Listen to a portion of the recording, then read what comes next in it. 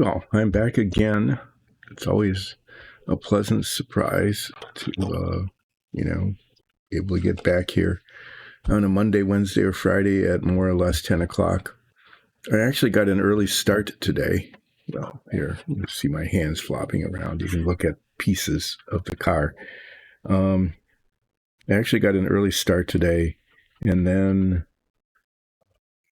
I discovered that the previously recorded episodes had been pulled off of the computer. I've just seen something here. Sorry, I'm just cleaning something up that needed to be attended to. The previously recorded episodes, streams of this, like a week and a half's worth or something, were pulled off of the computer, and the computer shut down, so it needed to be rebooted, and it didn't boot up, so it needed to be rebooted again, and so I'm a little bit late rather than a little bit early. I apologize for that. See, this brush has been needs to get some lacquer thinner. The mostly the water and sometimes the isopropyl alcohol do fine cleaning up the acrylics, but then paint builds up kind of at the right here on the metal part at the base of the bristles, and that's stiff, and it'll be an issue sometime in the future. So I'll need to clean that up. Same thing happens with this one. It builds up along here and doesn't clean out with the less aggressive solvents. I've got here the bits, including this tiny little bit here for the rear suspension. And there's a bunch of pins and holes, and the pins are supposed to fit in the holes, and they're probably not going to. So in order to get kind of any progress going at this point, how did that happen?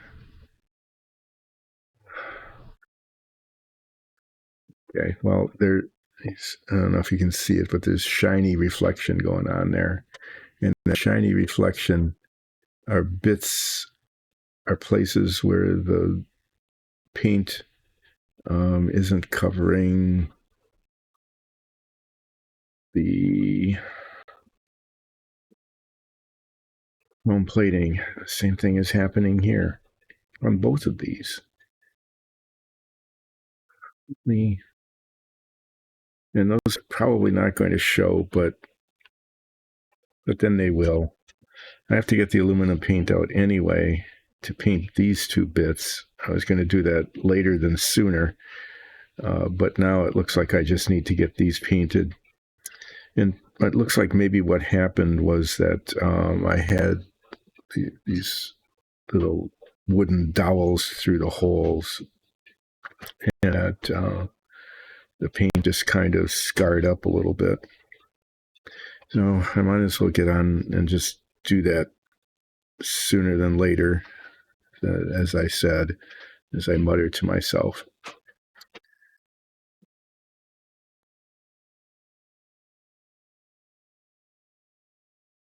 Yeah.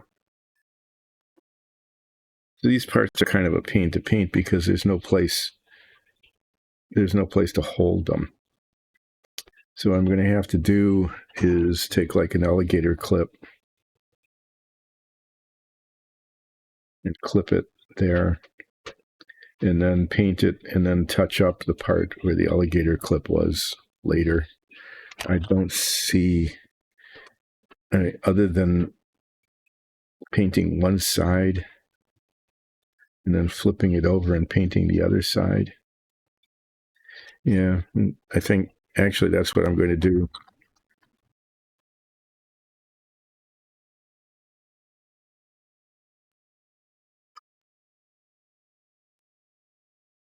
Add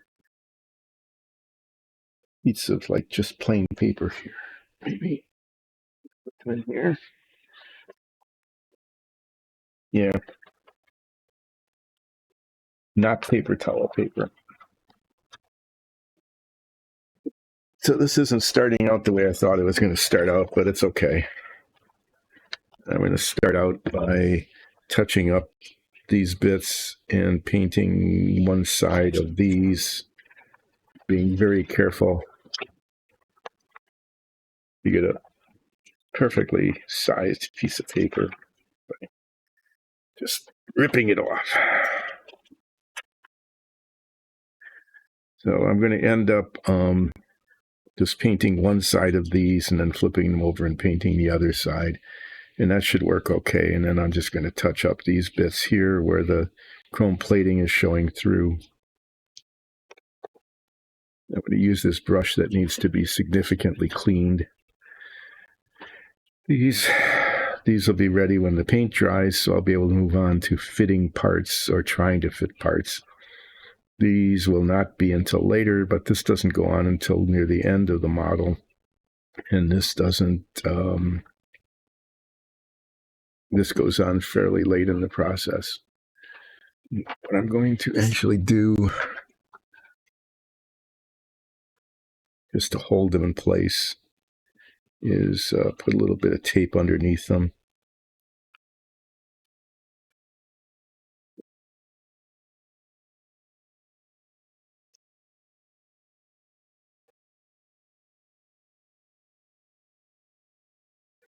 So that they don't move all over the place while I'm doing this.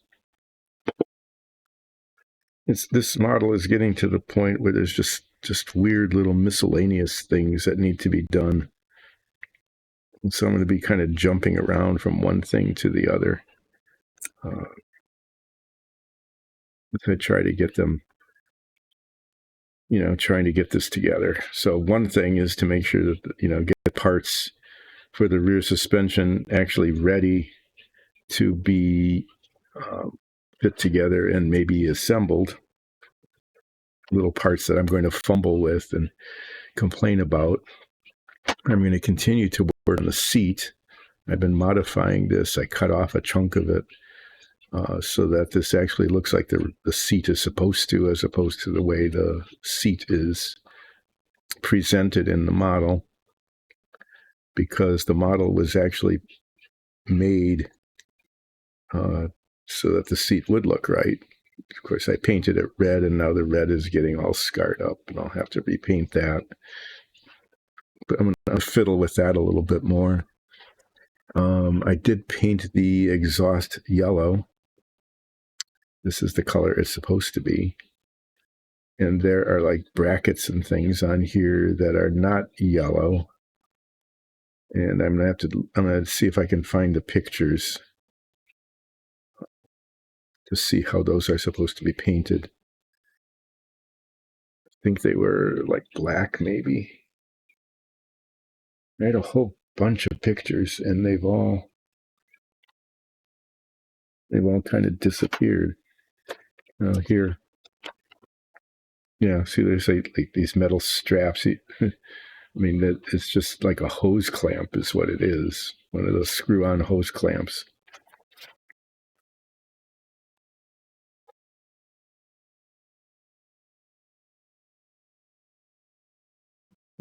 This isn't exactly accurate. They've got the bracket, but it's way thicker than the real thing. And yeah, I'm just going to paint that duraluminum. Try to get the paint down in there without messing it up. These up here, these little bumps, those little bumps are supposed to be these bolts. These bolts are put on here and it holds it together, so I'm just going to leave that. So I will, when I get the duraluminum paint out, the little slightly darker color, I'm going to very, very carefully try to paint those brackets down underneath there without getting it on the yellow. That'll be a thing.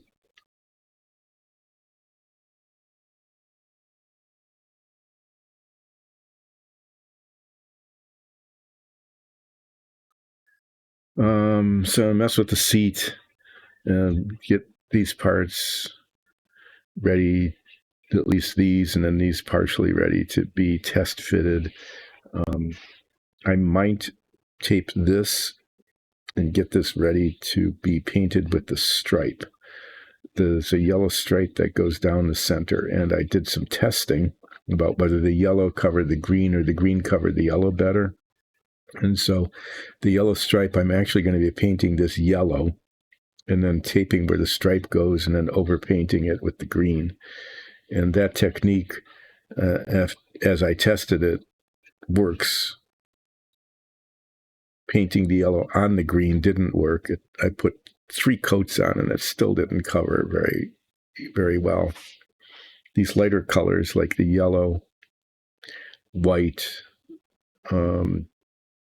sometimes even red, which I found that with the Savoia, are kind of translucent.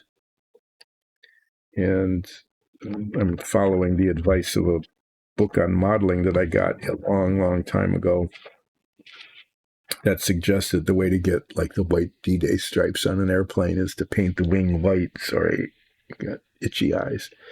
And then tape where you want the stripes to be and then put the darker color over it.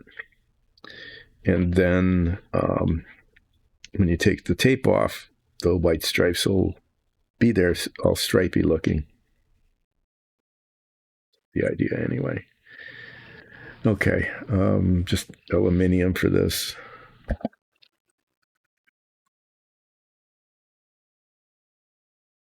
And you didn't get to hear a piece falling over there. That is for another thing I'm going to try to do, which is to get the wheels working. And I'll show you those a bit too.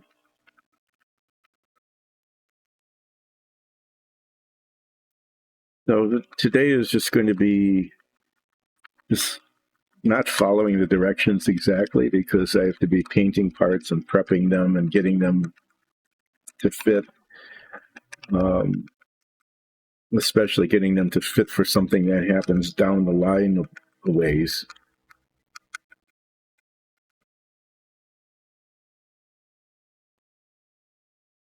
I'm almost tempted to leave those brackets yellow, even though it's not historically accurate. What I'm afraid of, I'm talking to myself about this, is if I try to paint those little brackets, the metallic color, if I miss just a little bit and get the edges wrong, touching that up with the yellow is going to be very hard.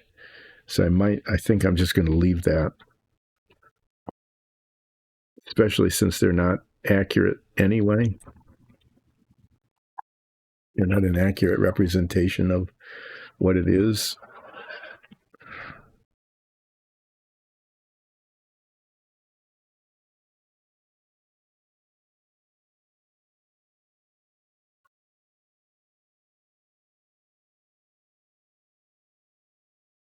Good spatter.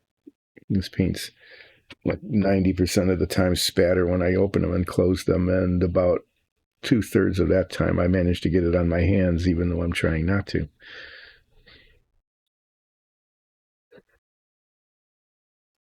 So just as a reminder to everybody who's wondering what in the heck is going on here, is I am working on the Lotus-Ford that won the 1965 Indianapolis 500. So there's kind of a misperception about this car, actually. The big breakthrough was that after this car won in 1965, no front-engined Offenhauser-powered roadster, one of the old roadsters, ever won the Indianapolis 500 again. Now, that doesn't mean that those cars didn't win IndyCar races, or what they were called back then, big car. They weren't called IndyCar yet. They were called big car because they ran at many tracks, not just the Indianapolis 500. Okay. And in fact, the roadsters did keep winning at other tracks, just not again at Indianapolis. So that's why it's considered to be a history-making vehicle. Because it eventually there were no front-engine roadsters running anymore. One of the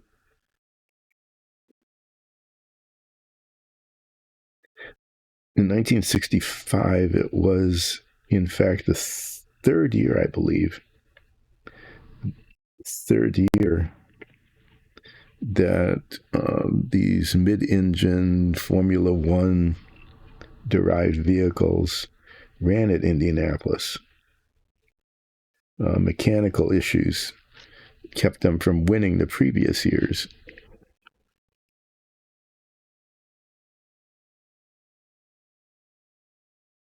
And when it did win in 1965, there were hardly any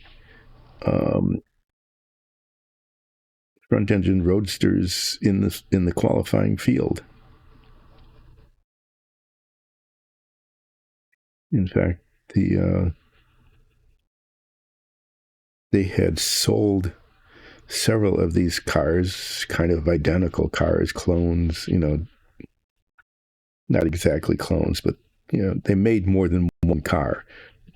Okay, the Lotus team ran two, but they sold a bunch to other fairly famous race drivers like A.J. Foyt. And Foyt actually won the pole that year. Jim Clark didn't win the pole. Foyt won the pole and set a record speed for a single lap and for the 4-lap qualifying run.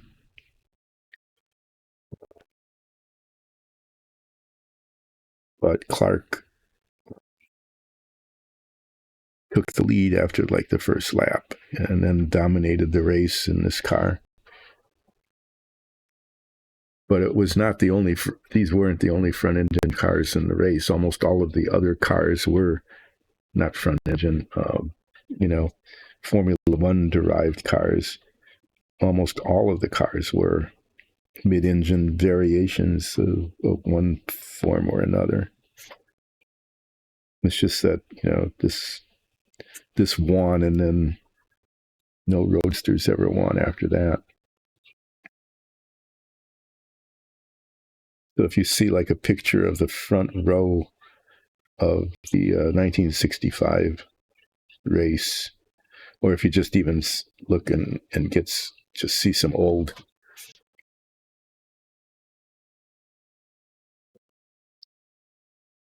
Well, hey, Brogger, hi. Welcome back. It's been a long, long time. I hope you're doing well, that your new job is still satisfactory, and that you are, that things are going well for you. How have you been? Okay. Well, thanks for dropping in. I know you're busy. You say hello right after work, which is really nice of you, but you got to get dinner and welcome the family and everything. But I appreciate you letting me know that you're doing fine. Missed kind of seeing you. I'm still working on this Lotus-Ford. I don't know, the last time you checked in, I was probably making practically no progress on this, but since then I've made still some progress. I've got the front suspension put together and the engine installed in the bottom of the car. And I've been starting to work on the rear suspension parts. That's what's in the box here. And attempting, because this model leaves a lot to be desired, I've been working on getting the seat to look right. You might say, what's all that about? But I'm going to be working on this again today, so I'll show you what the deal is. The real seat had this little triangular thing and these two black bolsters, but then the seat that came with the model actually covered them up. So what I'm doing is I'm basically filing away the back of this so that I can mount this on the back of this piece so that these headrests look like they're part of the seat. This is pretty close to where I want it. But I think I want to, this is like about half as thick as it was before. I think I want to try to file it down a little bit more carefully I'll do it carefully because I don't want to break the plastic. And then I have to answer the question of whether I attach the seat, and then attempt to install this, or whether I put the seat in like this, put this on, that, and then push the seat up and attach it to the back.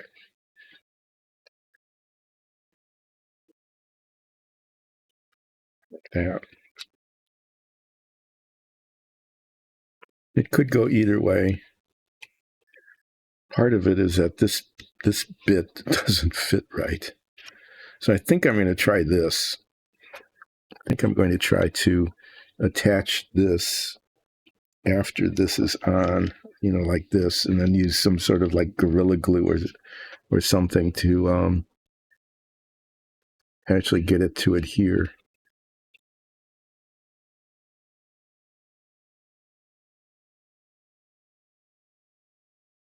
Oh my. Yeah, that is. In Denmark, that's a long way.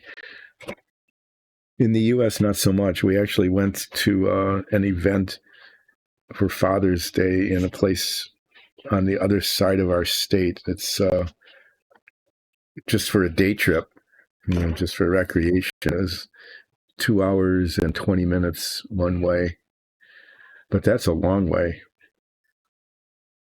So there's 85 stores. Do you have to? How many? Why did this one get picked for a site visit, or do you have to visit a lot of them?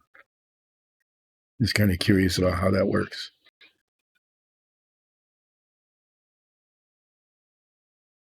You're going to be doing a lot of driving.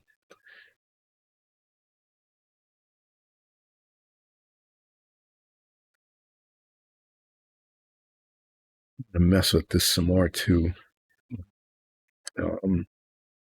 but mostly what I'm going to be doing today is trying to get these little parts here, all these little bits here, to fit together.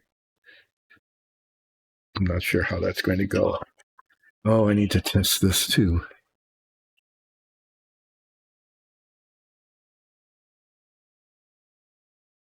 Oh, okay. So you're actually visiting all the stores. Oh, are you going to get to go to those too? Maybe you can go to the Norway ones. Oh, that actually worked. Maybe you can go to the Norway ones as part of your vacation, and you can get it when you go to Norway next year, and then you can like get the company to pay your expenses. What is with this? Because the same thing happened on the other one, is that one wheel, the drive shaft goes through really easily. Okay, that's fair.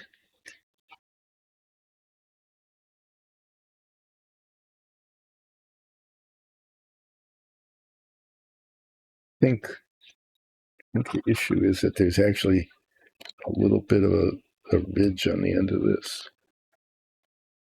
Oh my.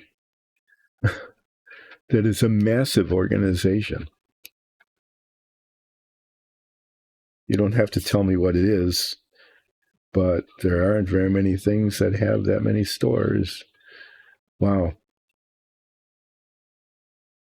So are you responsible just for the Denmark ones? Your team?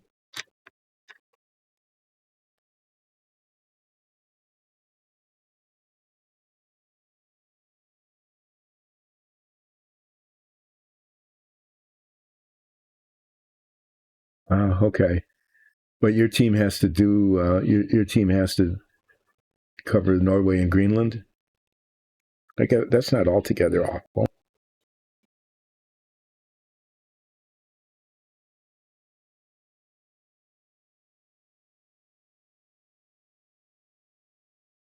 Even more. So does your team cover all of those countries?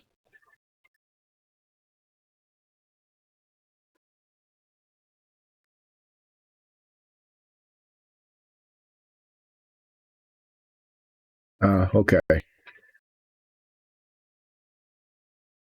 Well, Norway's not too awful. Well, it depends on where in Norway. That can be a long, long trip.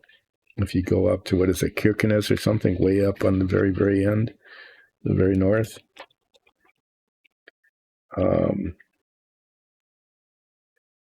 Greenland is quite a trek.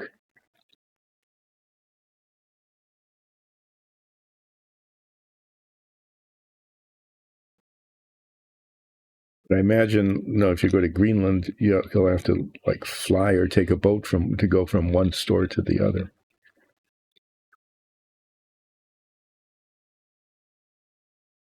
So I don't know if you know this, but the Economist publishes a ranking of the most livable cities in the world. Which cities they do a poll, where they rank them based on all sorts of different criteria. And Vienna used to be on top all the time, but this last year, Copenhagen was determined to be the most livable city in the world. So congratulations to Denmark on that. We had a chance to visit there last year, I think it was. Yeah. And it is actually really an amazing place. I know you're not in Copenhagen, but it says a lot. I think it says a lot for the livability of Denmark.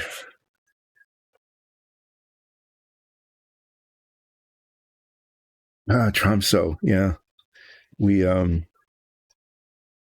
Tromsø is a surprisingly big city north of the Arctic Circle. We visited that when we took a cruise up the Norwegian fjords a while ago, and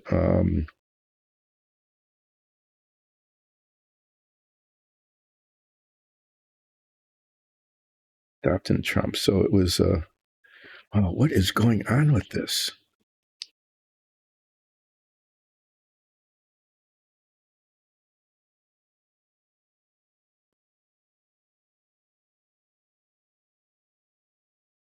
To repaint this too now.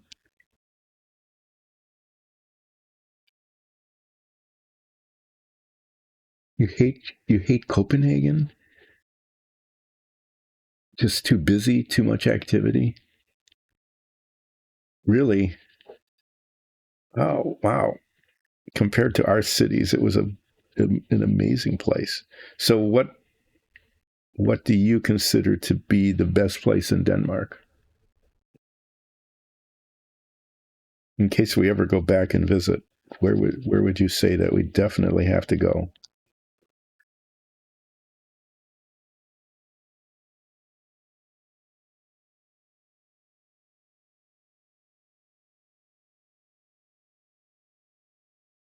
Because Denmark itself is usually rated like way up there in the top 5 best places to live in the world. I know you can't do like a tourism council recommendation or something like that, but I'd be interested in knowing.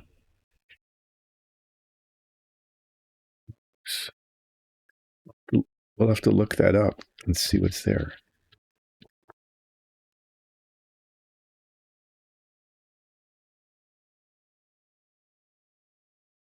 Is that a city on the water too, or is it mainly just inland?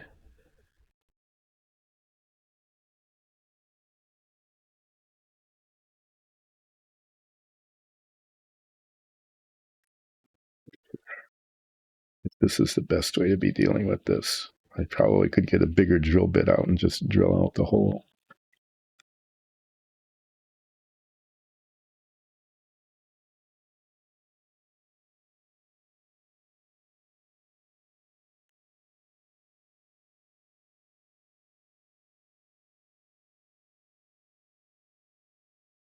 So when you have a need to go into a city, that's where you go.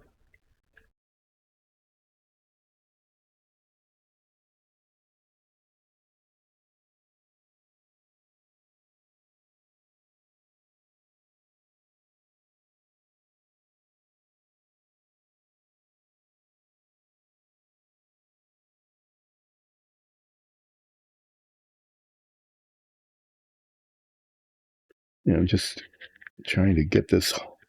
This happened on the front wheels too. It's just really odd that you know one is they're just not. You would think that they would all be the same, right? In terms of the holes and the diameters of the holes and stuff, but they're not. I think I'm getting it so that it works.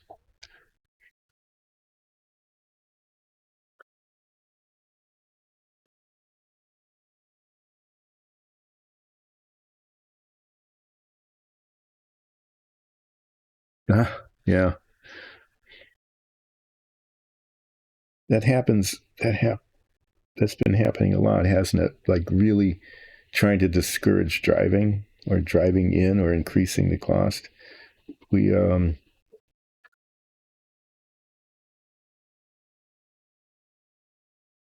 we had a chance to go to Strasbourg to visit some relatives this last year. One of the times I wasn't streaming, and the car we rented couldn't even go into the city.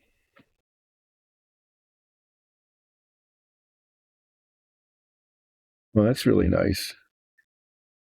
Lotus-Ford, okay.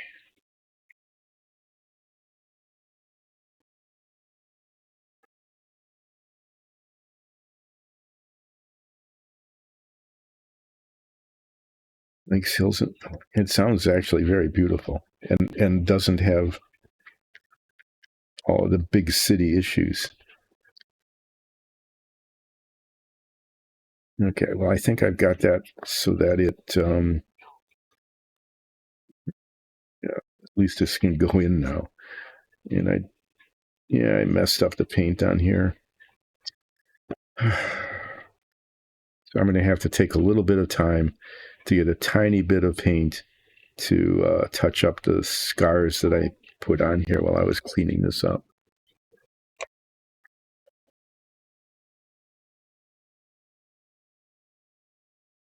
It's a fairly easy drive. That's good.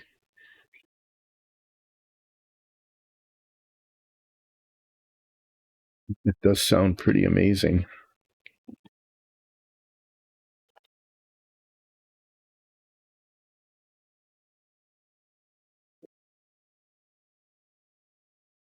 I'm not even going to squeeze any out of this. Sometimes you can get enough paint out of the bottle cap since I'm just dealing with a tiny little dot. Yeah, it's not working.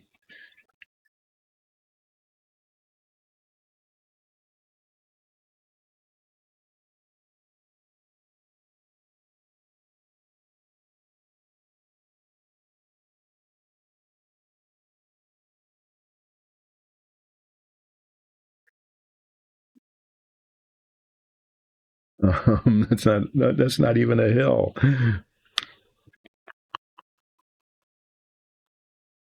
Part of the U.S. where I live, well, it's not a mountain,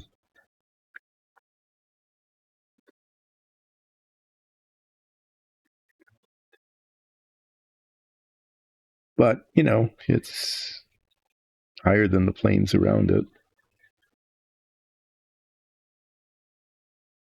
It sounds like it's a gorgeous area. So is it the kind of place where you can go and spend a day hiking and picnicking and that kind of thing?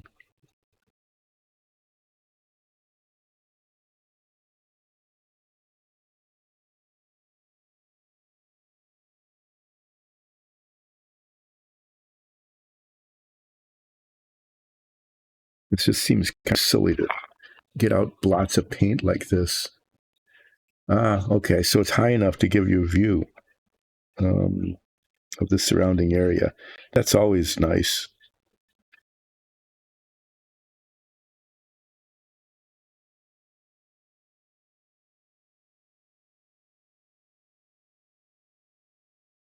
So I have to ask, are there good restaurants there?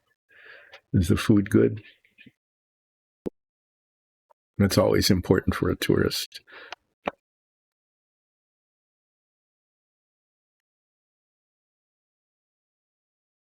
Oh, thank you.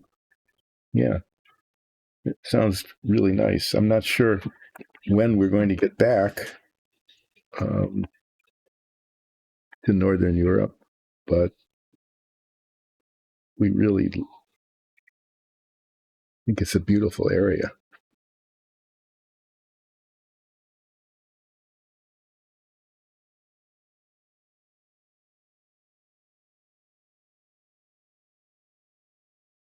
I'm glad your job is going well and that you're not having to travel too awfully much, at least. Although that last one sounds like it was a long ride.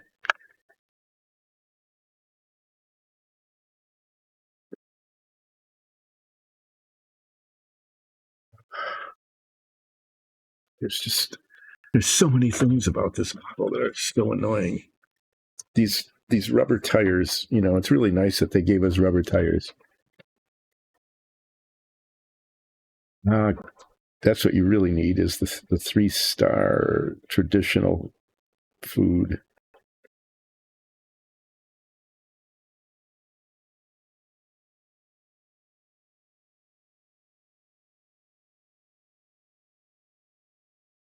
That was one thing about we found in Germany when we would visit there.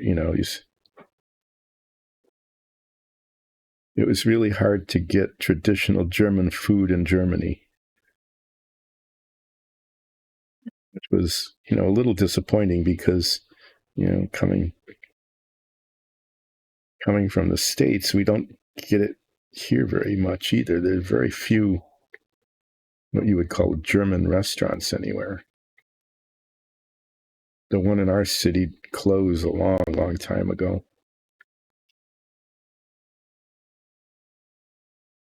Now, since none of us are British, I can say that that's one country where it's just fine not having a lot of the traditional food. Found that over the years you can get really excellent Greek food in London and amazing Indian food in Edinburgh.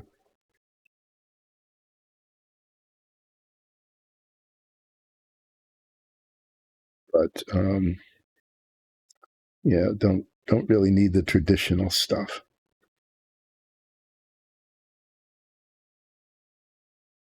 Such as it is. Okay. So it looks like today I'm basically doing little fiddly bits of things. It's just going to be that kind of day.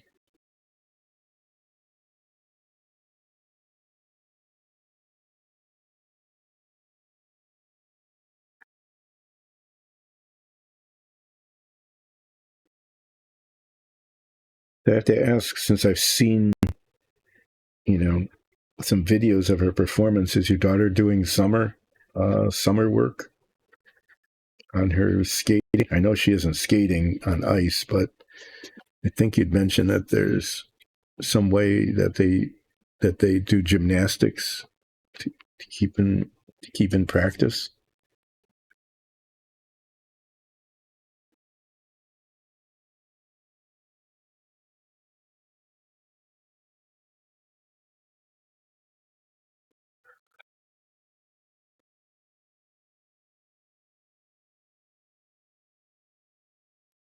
Okay, I'm going to try something with these tires. These wheels. It's not the tires; it's the wheels. They to label them because one fits on one side and doesn't fit on the other. As I've pointed this out before, because these tires are rubber, they're too big. Ah, okay. That's really good that she's keeping up with that.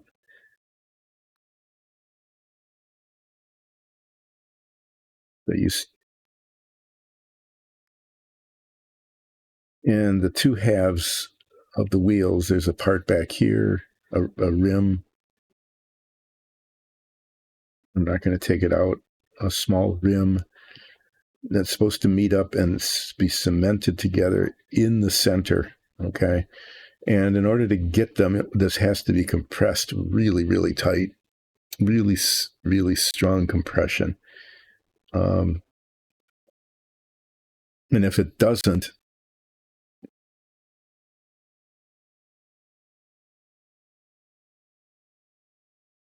oh no, that sounds like a wonderful trip. An old paddle wheel steamer along like one of the rivers or along the edges of a lake. I've got these clamps.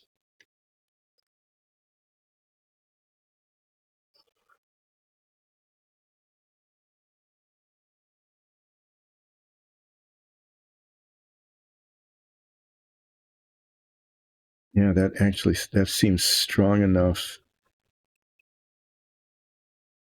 to push the pieces together. I was hoping that would. I have to put two of them on. Okay, I'm going to test this one just to see if I can get it to work. I'm going to have to clean this off, both sides.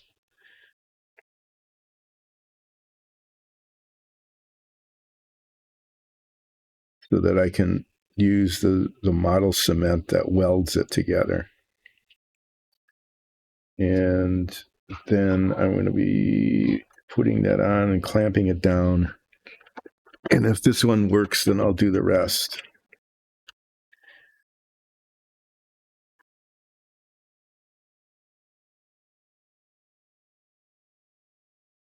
This was really kind of one of those, oh, I can't believe this is happening situations. It really is. Because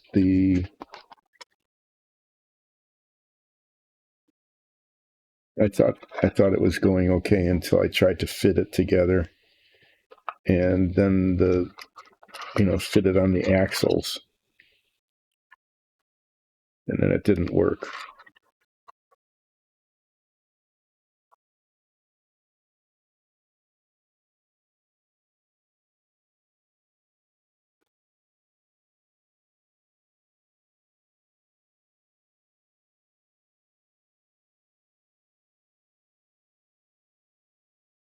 I have to clean this down to the bare plastic. The 400 grit from this. Take the paint off.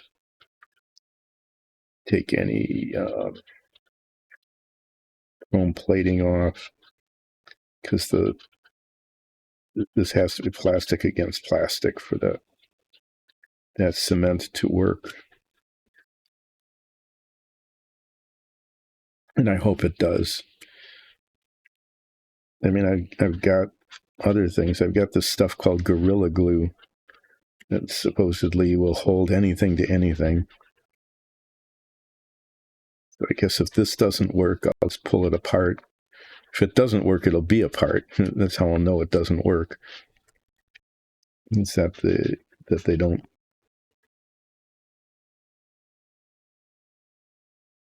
hold.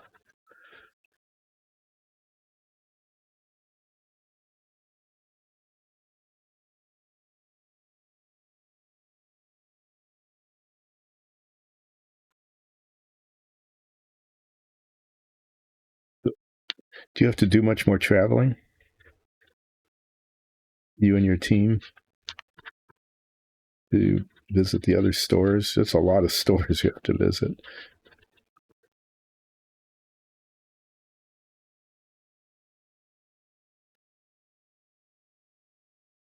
But I'm guessing that that they're not like overnight stays. Like someone who's here working in Boston has to visit a store in Wyoming or something. Almost like traveling to a foreign country. It's so different, distant.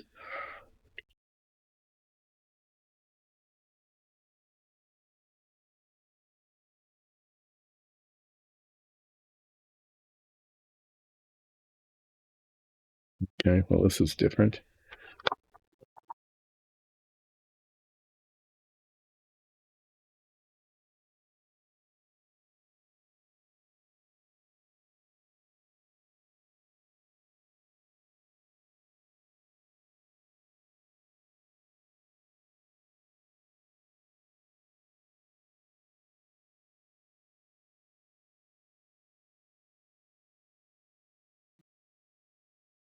Of course, the surfaces aren't even flat. It makes it even more interesting to get it.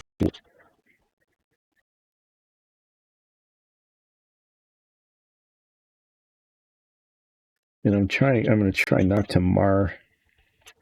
I'm hoping I don't mar the paint on the front. I really am not interested in having to do touch up with this tiny little rim when it's mounted into the tire. I think I might, at least on the front, I think I might put a, good grief, what's up with that? I think I might put like a little piece of paper towel or something over it on the front here, just to protect the paint.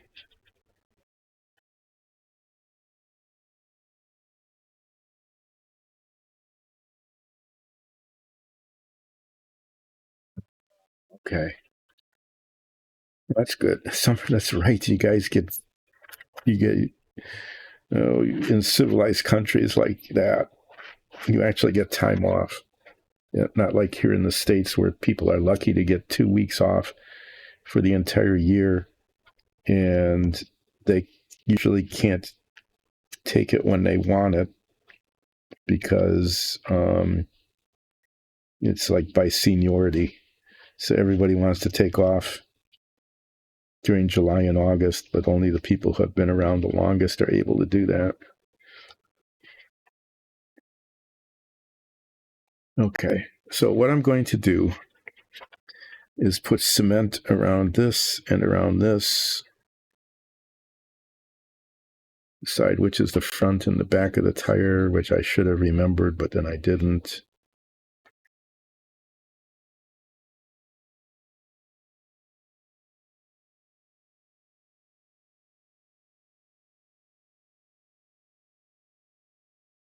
That'll be the front.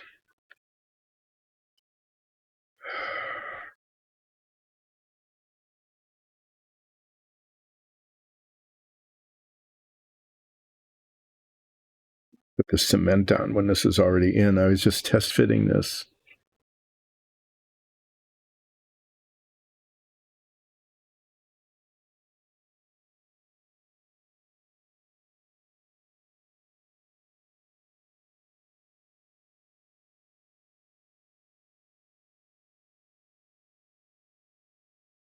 Mm-hmm. From Berlin. That's not too bad. If we did that, we'd probably take the train.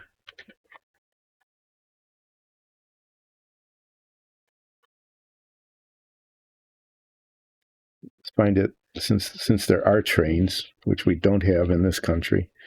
I mean, there are trains, but it's not nearly the same thing at all. The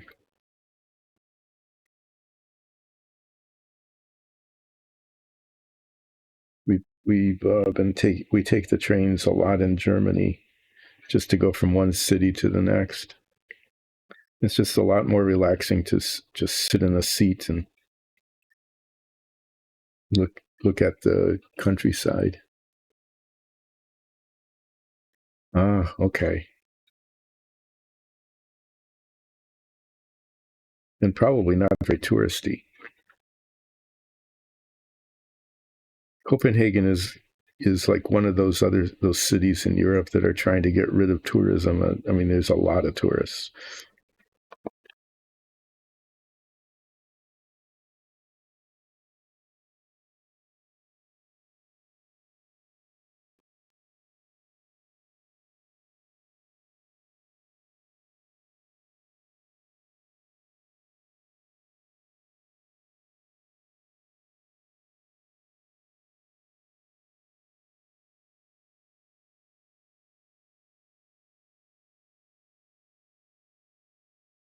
No,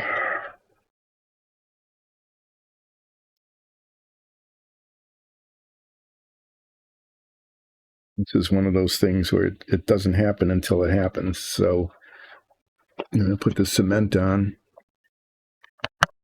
and then put the clamps on. Look at this. Good. The chrome plating on these things is just amazing. You know, you think you get it off and then look at it and the light catches it in a different way. And there it is, right where the cement needs to go.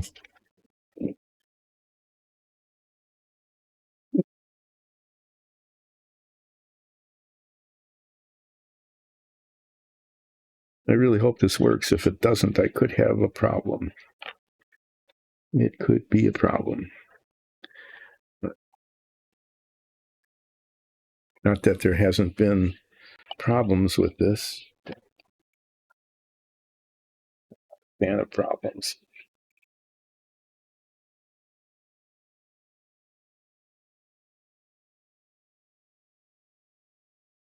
Really?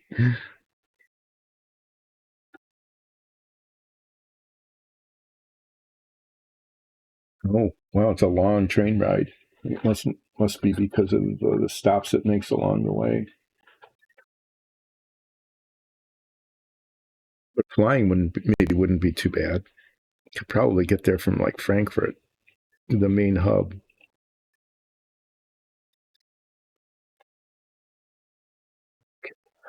Really should. I'm just going to set this down here and hope for the best.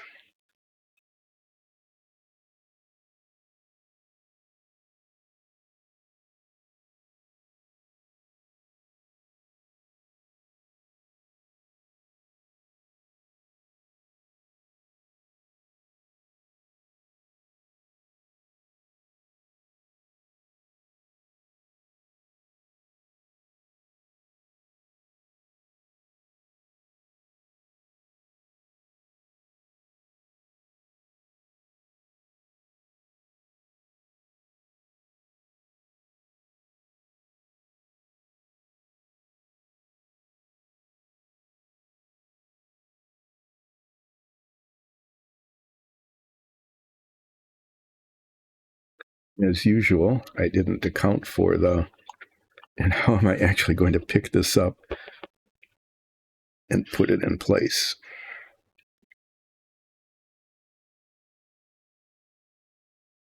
Getting cement all over my fingers.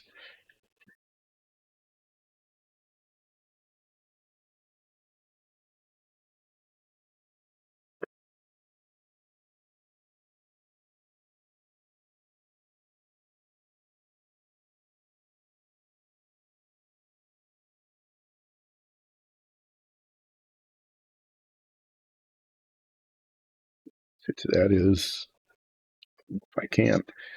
Okay.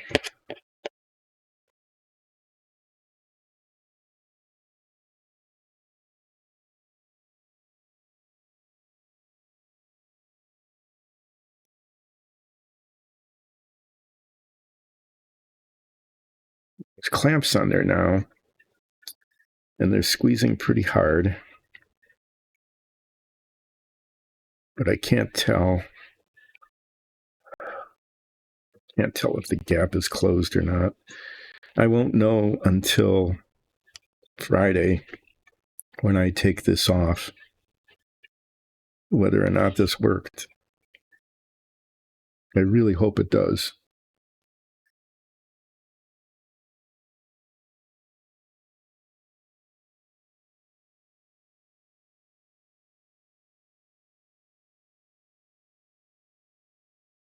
Oh, okay. So they've got bus services from the airport to all the bigger towns. That's a nice thing too. Sometimes traveling by coach, as they call them in some places, is actually really kind of comfortable.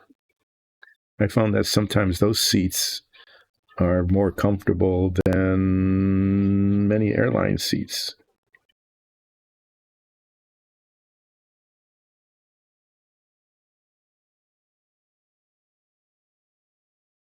Do overkill on this.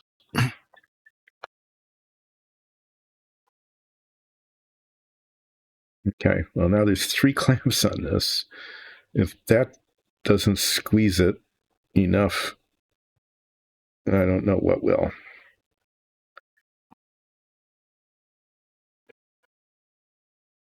If this works, I'll do the same thing. We one at a time.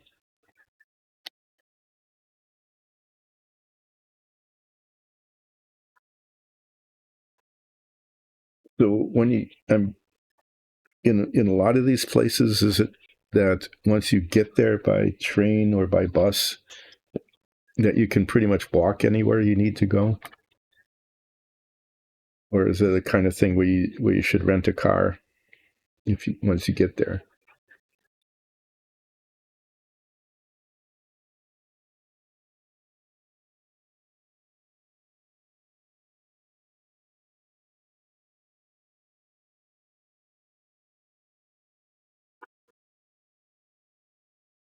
No, this is very symmetric. I'm just going to put it somewhere. Um,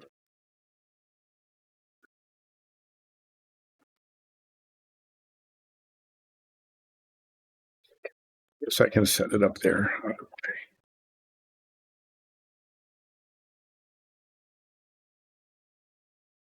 So I can get out of the way.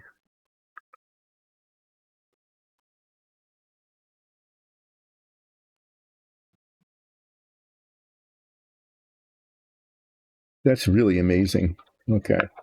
It sounds like it would actually be a lot of fun to just like spend a week or a week and a half maybe just in Denmark going to some of these places, since it's so easy to get around.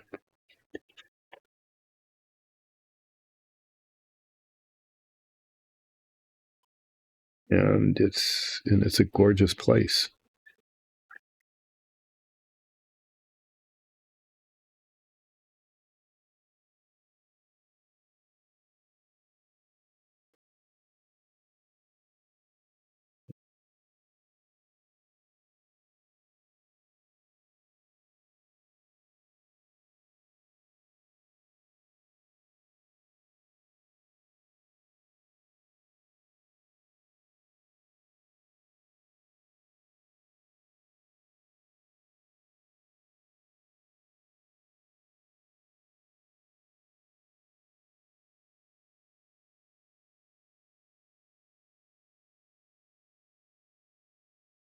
But I found sometimes, traveling by car, which is a little frustrating, is that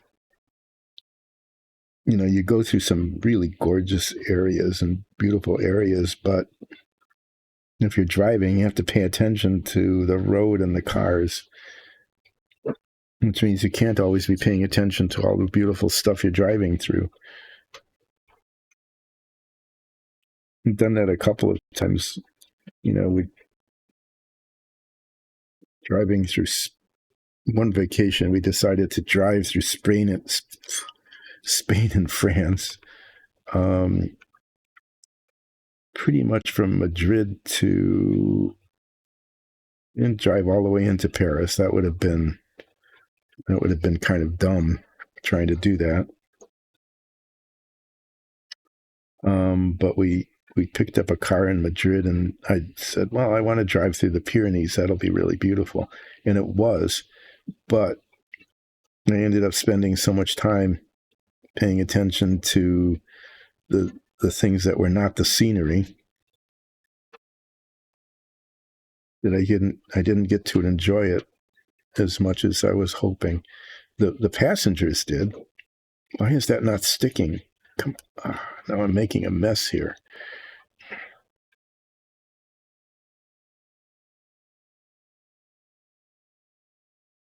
Yeah, the passengers enjoyed it, but as a driver, I wasn't able to.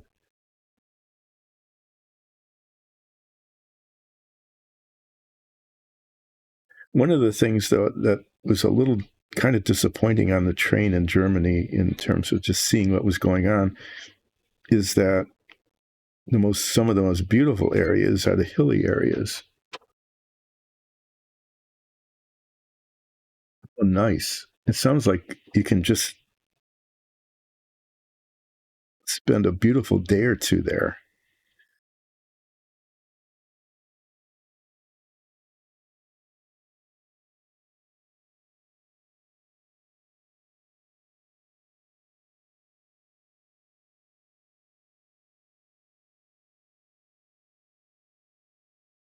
I'm guessing for you it's fairly easy that you can just, drive into town and park and then just spend the day doing all sorts of things like that without having to keep driving from one place to the other.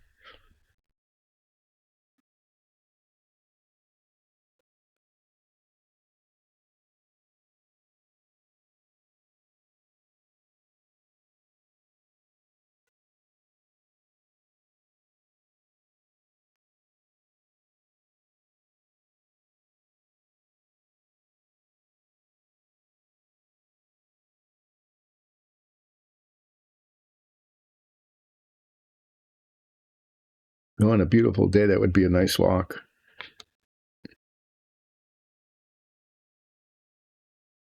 And then you just sail back later on. Are you able to go there and back on the same day?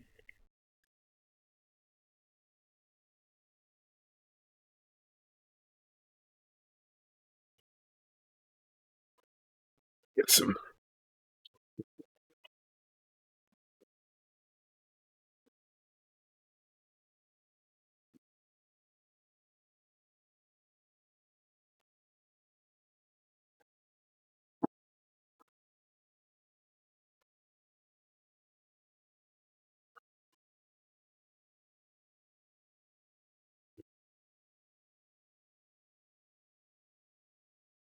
This is where there's always a surprising amount of built up paint that comes out of here.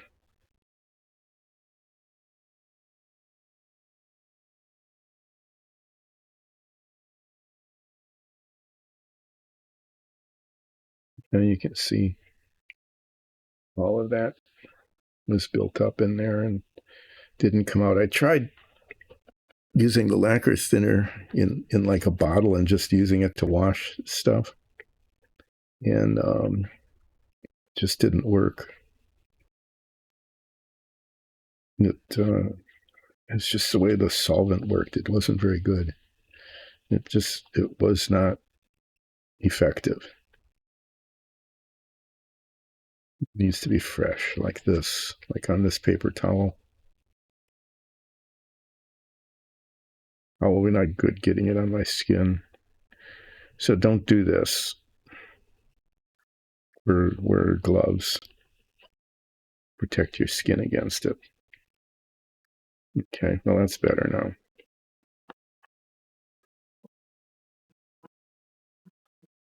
I had to put some tools away.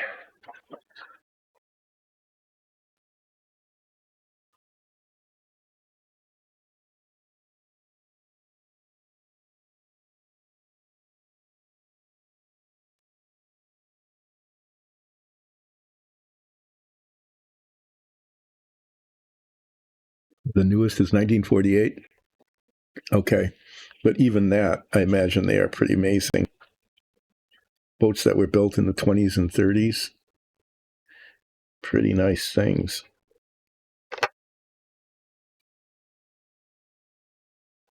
Okay, these bits I'm going to put up out of the way to dry. And I'm going to, I want to make this still a little thinner here. It's been going pretty well. But I'd like it to be, okay. So you could take the steam paddle. Thank you for joining in, Ollie Brager. I really appreciate it. I kind of was wondering about what was going on with you because I hadn't heard for some time. So I'm glad that things are going well, that your job is going well. And I will look at those links. And if we're ever there again, if we're ever in Denmark, we'll stay away from Copenhagen and go to a place that's fun and beautiful. Thanks so much. I understand. But thank you for dropping in. I really appreciate it. We'll see you.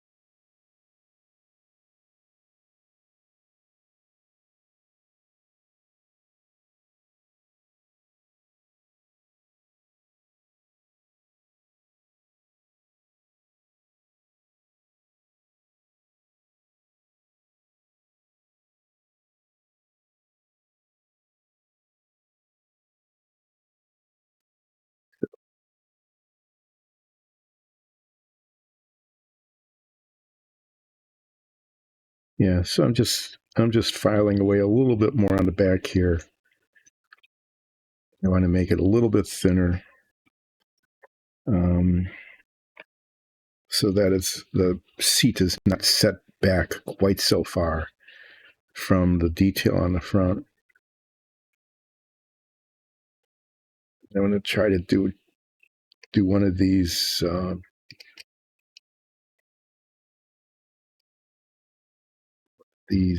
just right, not too much, not too little.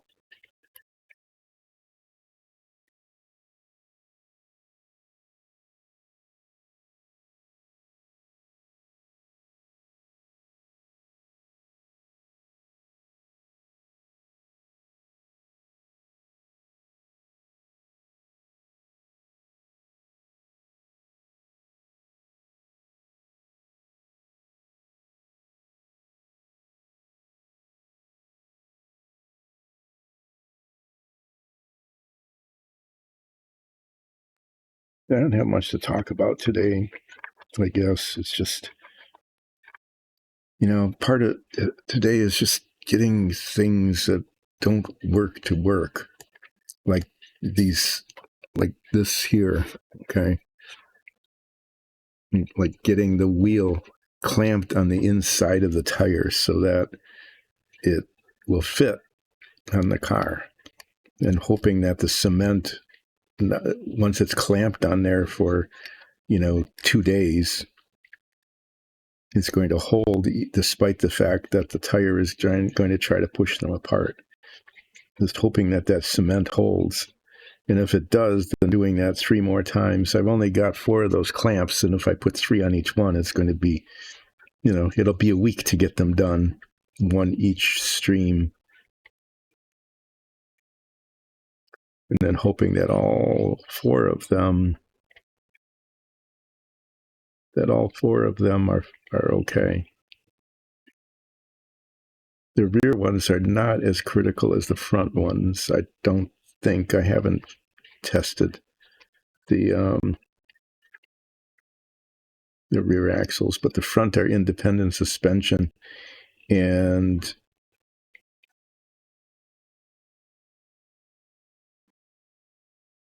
I can't attach the wheels to the model unless that works.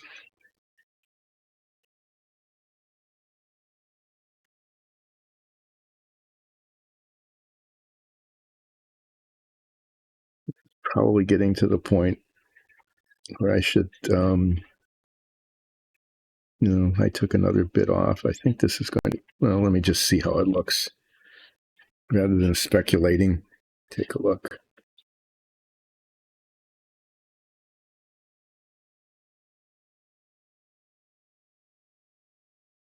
If the seat actually fits right up against it like this,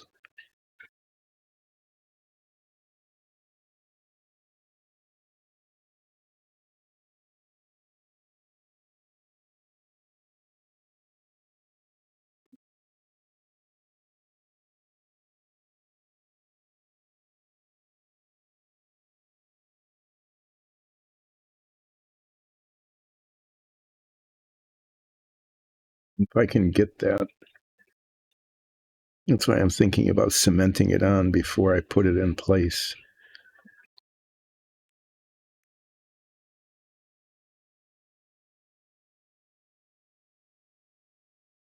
No, it's not going to be perfect, but it's going to be, it'll just be a whole lot better than if I didn't do this.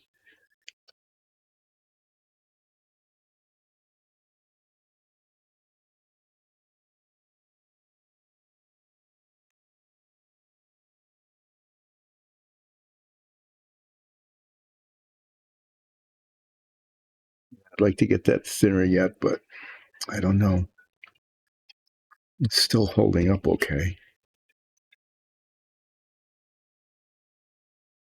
I think I've taken more than a half of it off.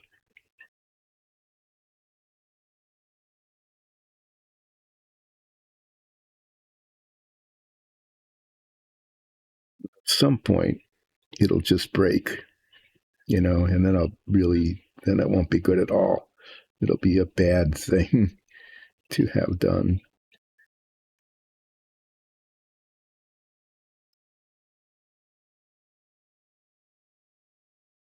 Yeah, I just need to stop. I need to be satisfied with this.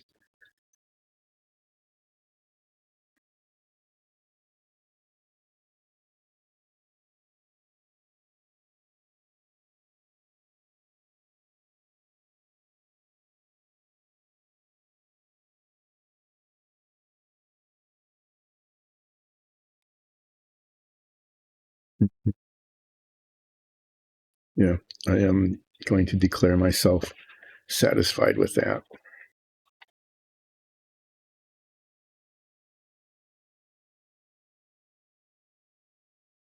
The inside of this, I need to paint aluminum. Again, because that's the way it is. It's the way the car is. It's made out of aluminum. And then I just see there's just stuff like that.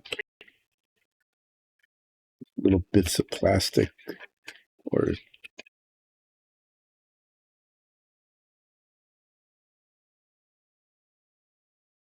okay. No, this is messy now.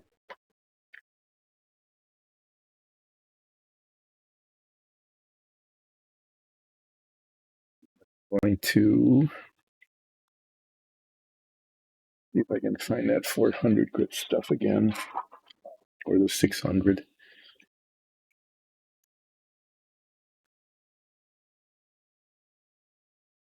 I need to do is sand off the paint at the top here so that the adhesive will hold.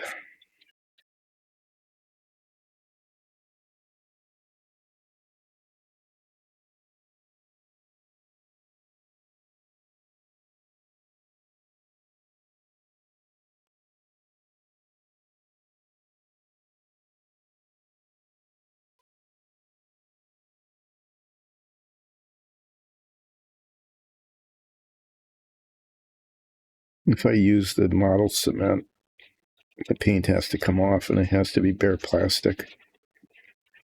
If I use something else like Gorilla Glue or contact cement, it isn't quite as critical. But it's our, this will stick better if it's just the bare plastic.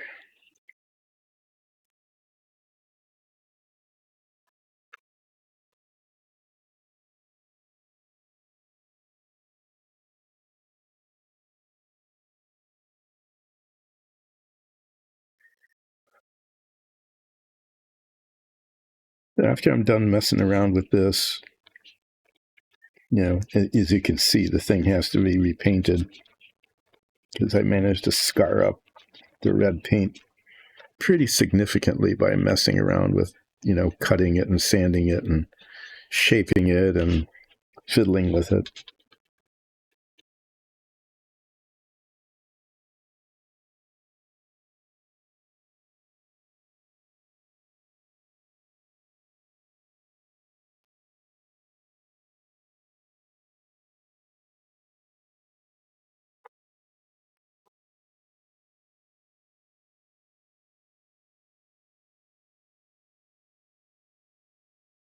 But that's enough contact surface.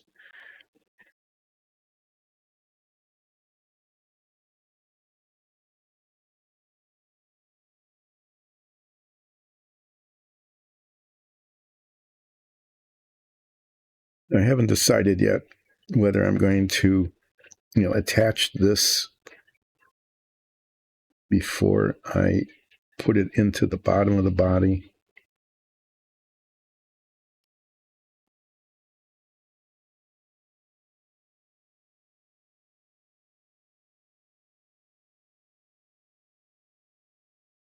Whether the seat needs to go, be cemented on after as a secondary thing. Looks like I went down a little too far.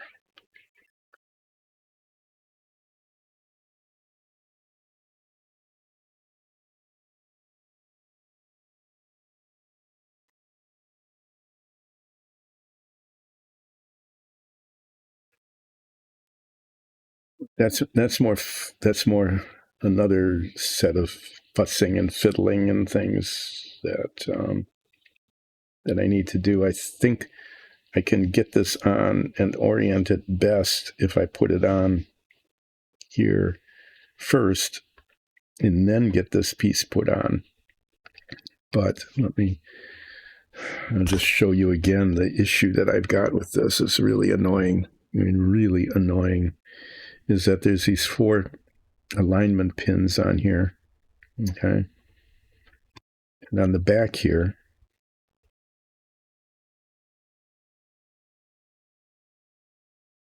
they line up okay.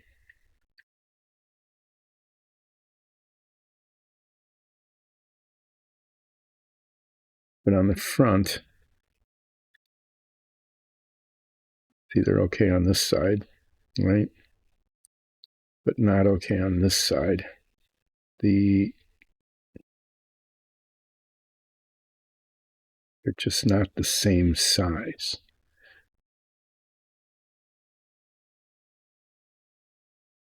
And I'm reluctant. You can see what happens here is that they're just,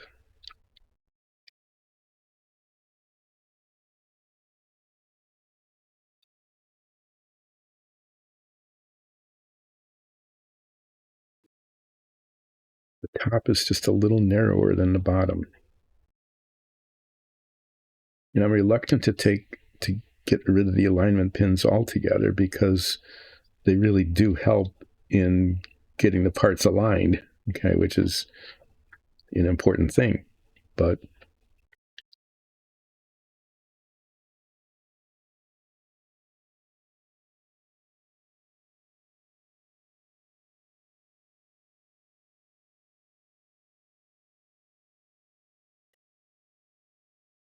I wonder if what I should do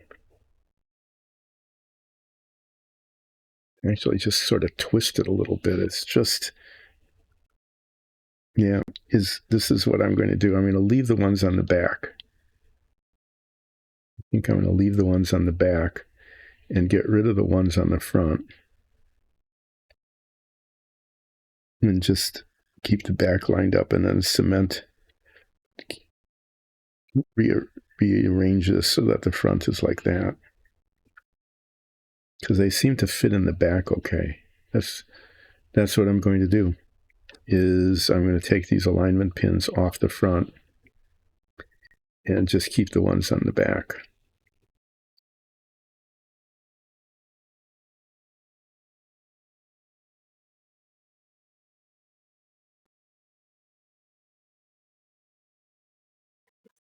Okay. I've got a mess here. I need to clean up. This is a mess. That's a messy piece of paper towel. Getting mess all over this. Get another piece here. And what I'm going to attempt to do in just a little while is see if I can get these pieces to fit where they're supposed to fit. Now, this is another thing I can just show you, is that somehow this radiator needs to go in, needs to be like cemented in here somehow.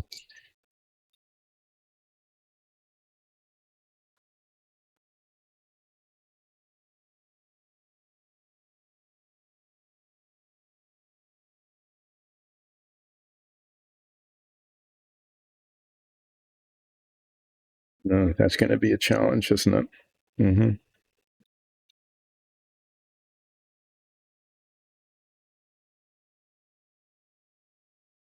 Pretty much just right. That's how it is. It's supposed to be just like that. Now I've got it. And it'd be really nice if I could just keep it there. But that's not going to be real likely, is it?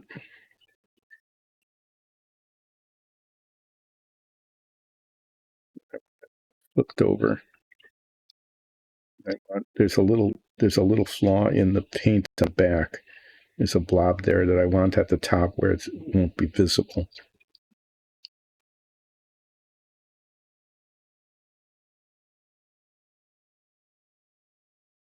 I did it once. Can I do it again?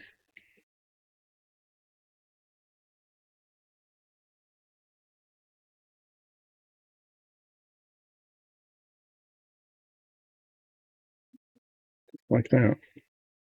That's what I need to do. Except I need to do it so that it sticks there. No, I'm going to leave this alone. I'm not going to mess with that right now. I need to mess with the rear suspension. I am going to take a quick bio break, kind of the time to do that. And then I'll be back trying to get little pieces to fit together. See how that goes.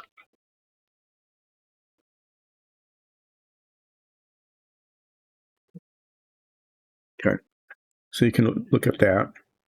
I'll even put this here. That's kind of interesting, isn't it? Okay. Look at that. Look at the parts that are going to go in there. And I'll be back in just a couple minutes.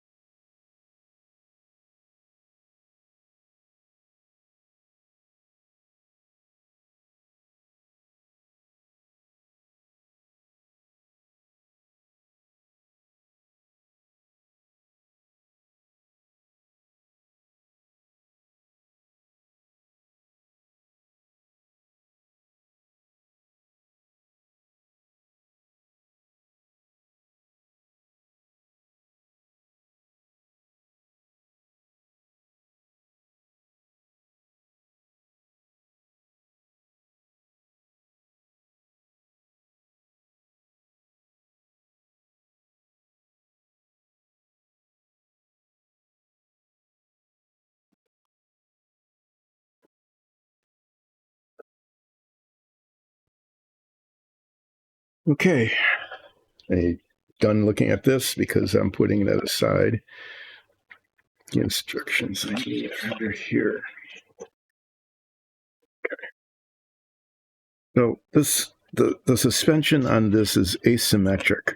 This was because the cars turned left all the time. They actually made the suspension on the right side longer to, I don't know, keep the stresses, I guess. I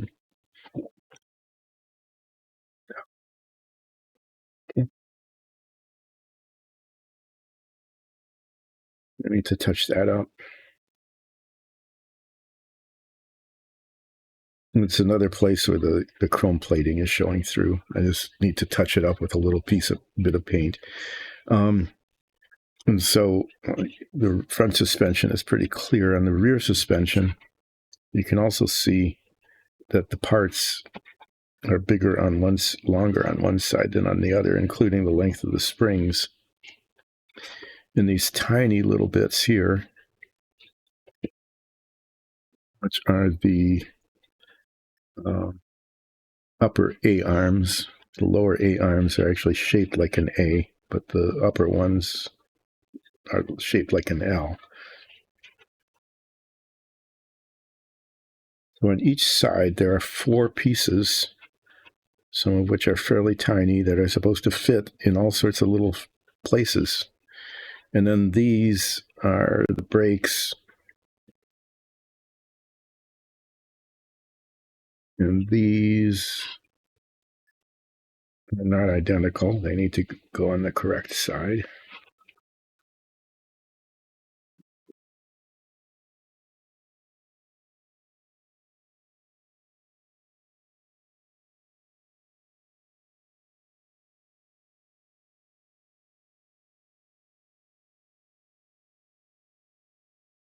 Okay. Now this is supposed to go through here. That works. And then it's supposed to go, it's supposed to go through here. Well, yeah, it sort of does.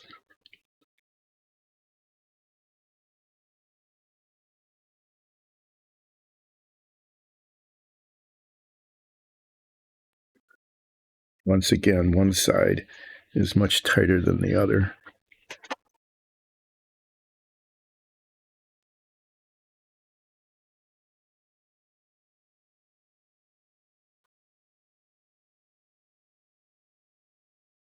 Clean out some of the paint, I think, on the inside of this.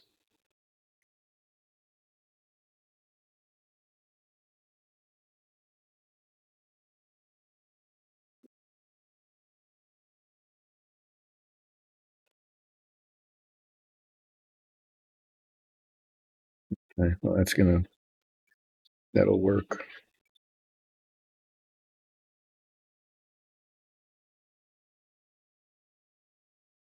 I have to find out where these parts go.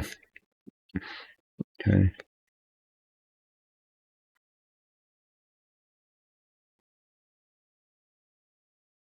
Okay.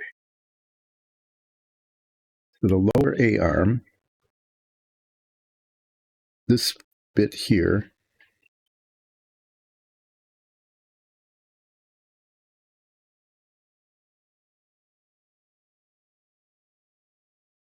so this bit here is supposed to go.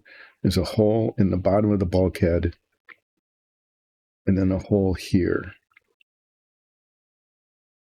The top of this.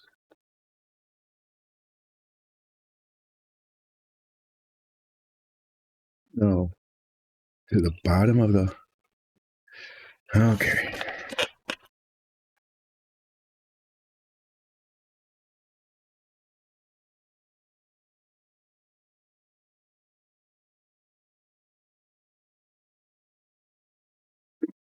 To the rear bulkhead and to the bottom of the hub carrier.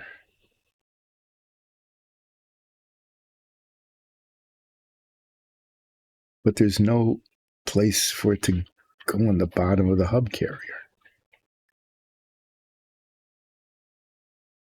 I mean, there's no attachment point. I don't understand where that's supposed to go. Oh my! Oh.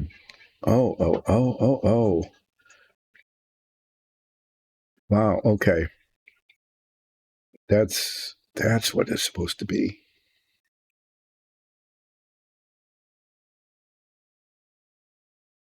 This is one of those things where the part isn't the part the way it looks. That pin that looks like it's definitely supposed to be there. Okay. Because it's on both of them. That pin that looks like it's definitely supposed to be there. And maybe it is. Maybe it was designed for there to be like an attachment hole in the bottom of the hub carrier. There isn't. And so when I look at the picture, okay, there is no pin there.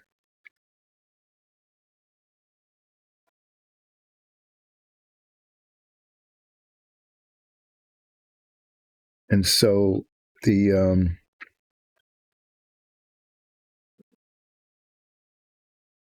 need to come off. And then what happens is that this just gets cemented on the inside of this like that, which is only visible on the far side here.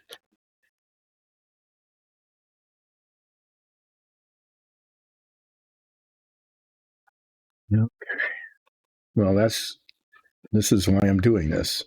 Because if I had started cementing this together, like if I had gotten this in here, where it doesn't fit, that's not surprising because there's cement in there's paint in the hole,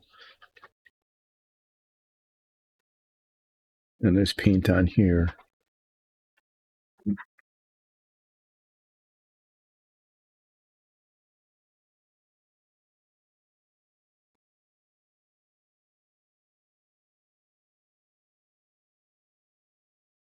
Well, this is just going to take a little longer than I thought it would because the part is not the part.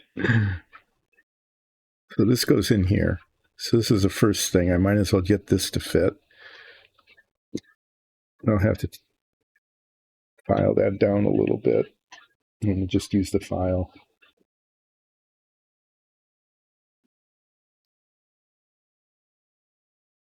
I'm doing one piece at a time.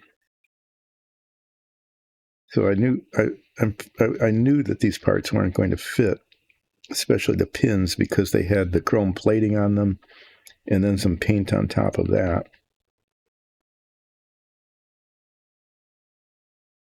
That just needs to come off. And I'll be doing that kind of like to all of these. And that's why I test fit every single bit without any cement on it before, putting some sort of adhesive on it, because just like this.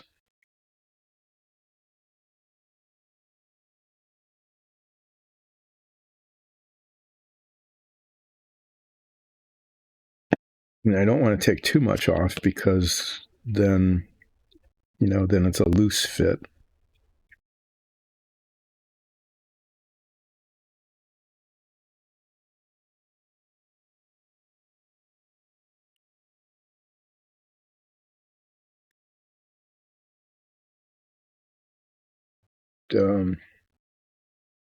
Okay, well, it goes on mostly, but then the pin is right where the attachment point is.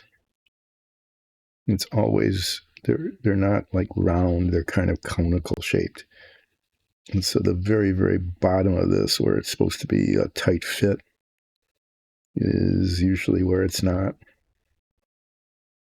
So it's close, but not quite.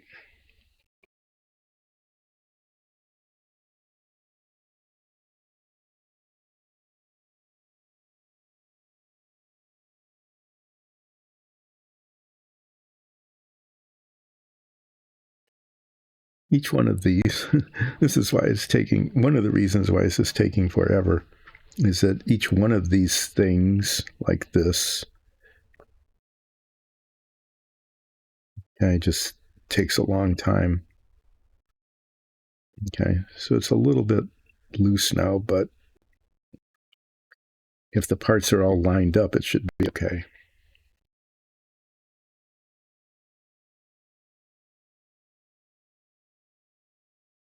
Oh, this is hilarious.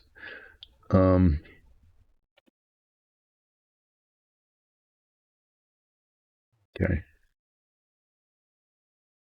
This is supposed to fit in this hole.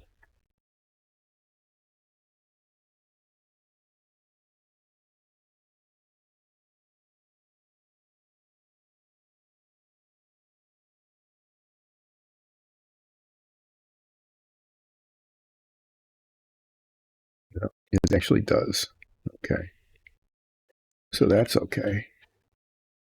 So this contact point is okay. That contact point is okay. This goes through the bottom of this.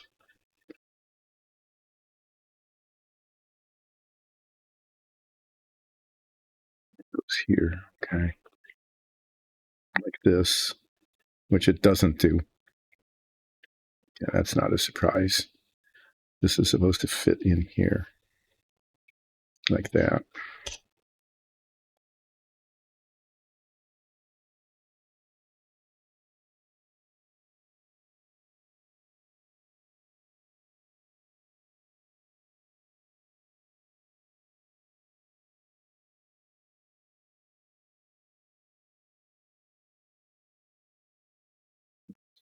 So gentle. Again, cleaning off the paint and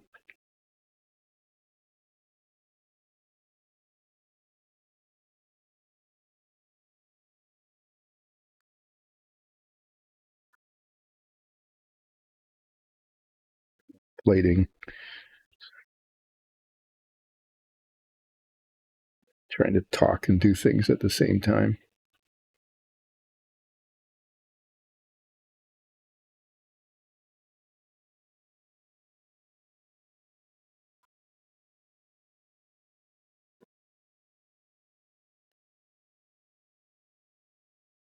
Yeah, all these parts need to fit all together at the same time, which is why I'm test fitting each one of them separately.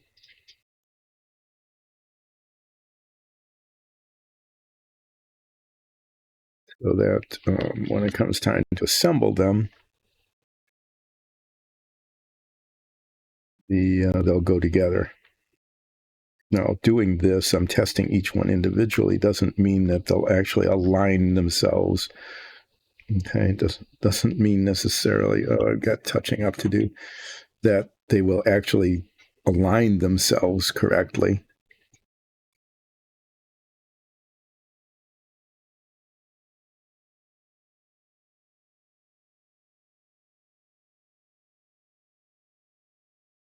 That'll fit well enough. And then this pin here goes in here like that, and that one is, this one's actually working. Okay, so they say put one part on, let the cement set. Okay, let the cement dry thoroughly between each step.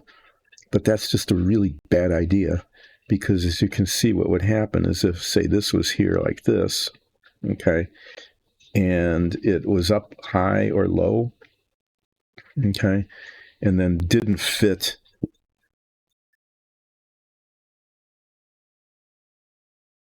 on here, okay, so if this was high or low and this was twisted, then the other parts wouldn't fit. Okay, so they all kind of need to go together. I'm going to be using the contact cement on this, and then, unlike the instructions, I'm going to not let the cement dry between each step, because the parts all need to line up.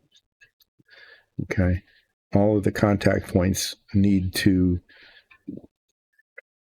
be in contact.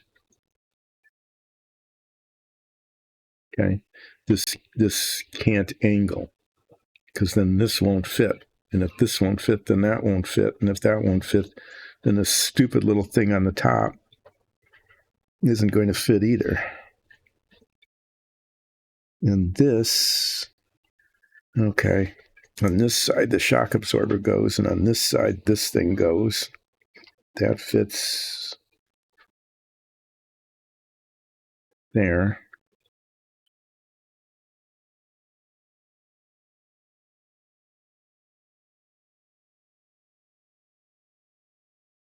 What's that bumping into?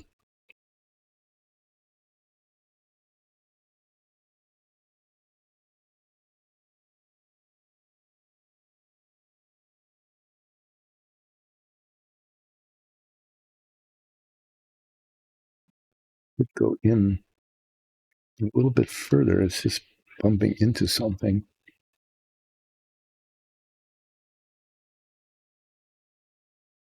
It's just the way it is. Okay.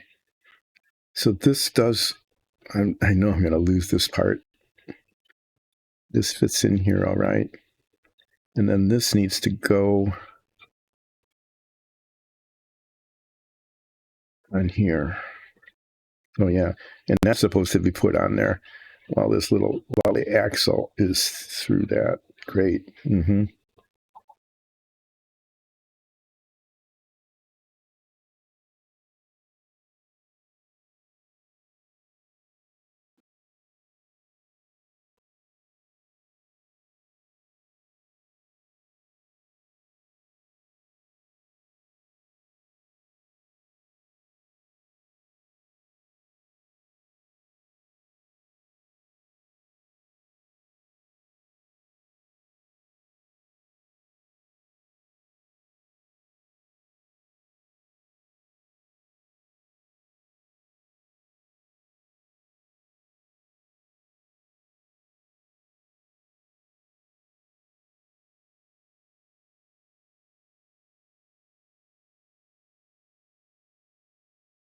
This is extremely thin. It was just badly made.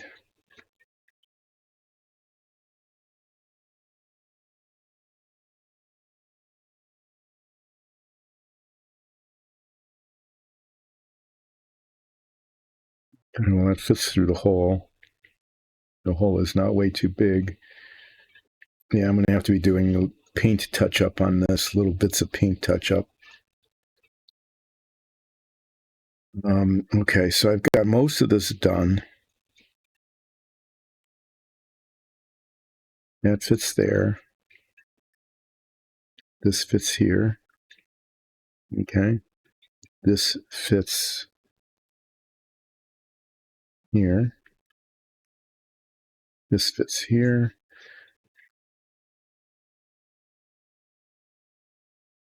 This fits there.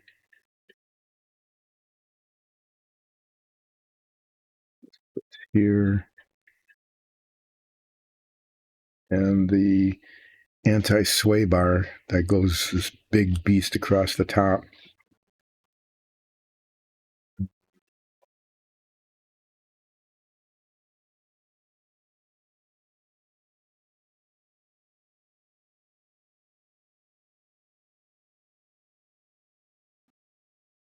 Fits in that hole.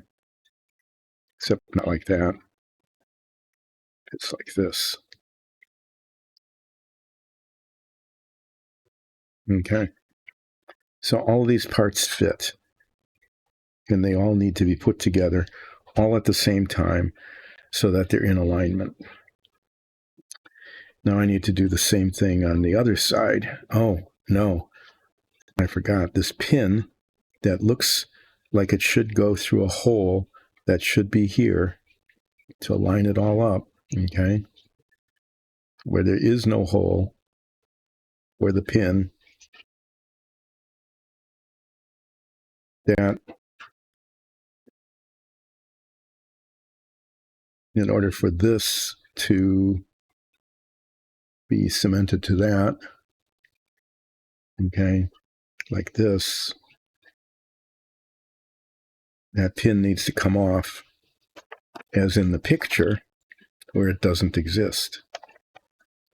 I had the same thing happen on the Savoia, actually.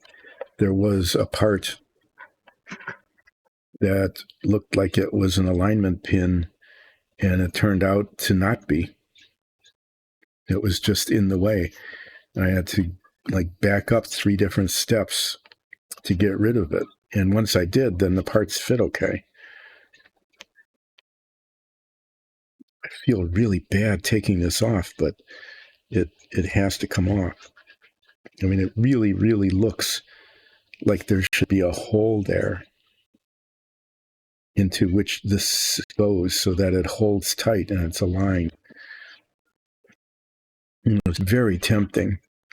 It's very tempting to try to drill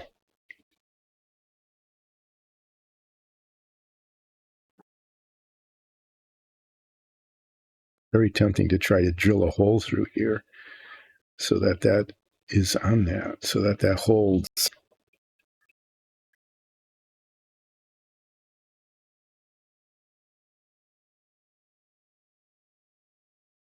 but I'm not sure where it would go.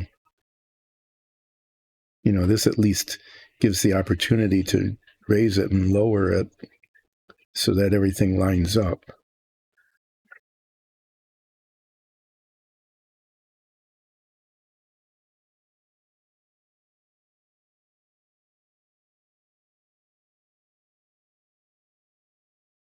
Doesn't help that I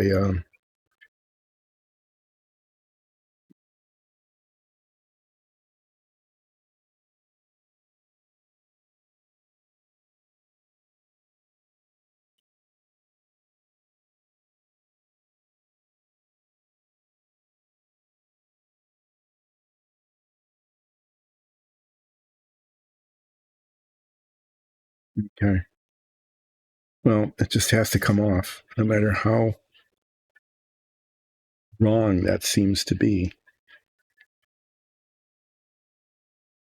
So that happened on the Savoia too. There was a part that was molded on that looked like it was an alignment pin that needed to be there.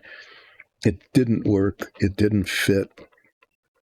And then I looked at the instruction sheet and it wasn't there. And when I took it off, everything worked okay. So the same thing is happening here. So after I test fit these parts, before I cement them together, like on this, for example, and some of the others, I'm going to have to do some touching up.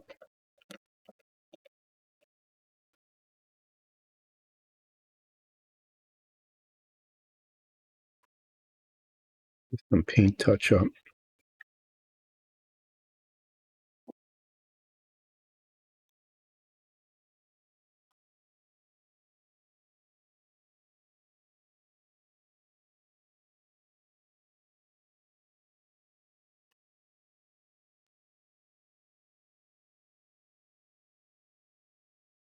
Hi, Enforcer. I haven't seen you in a bit. Thanks for dropping in. I appreciate it. I'm doing okay. I'm test fitting parts and finding out, that mostly they don't fit. And in this particular case, they were built wrong. It's hard to describe it. There was an alignment pin that didn't fit into any hole, and so I needed to take it off to make this part fit. And as I'm messing around with them, I'm scarring up the paint, so I'm going to have to do some paint touch up.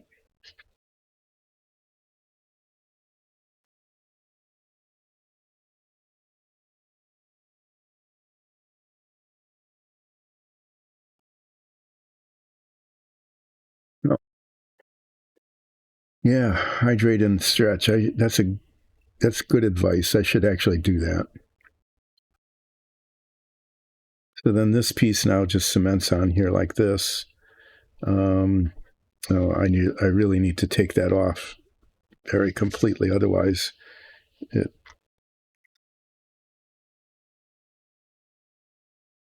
fact, it almost needs to be convex.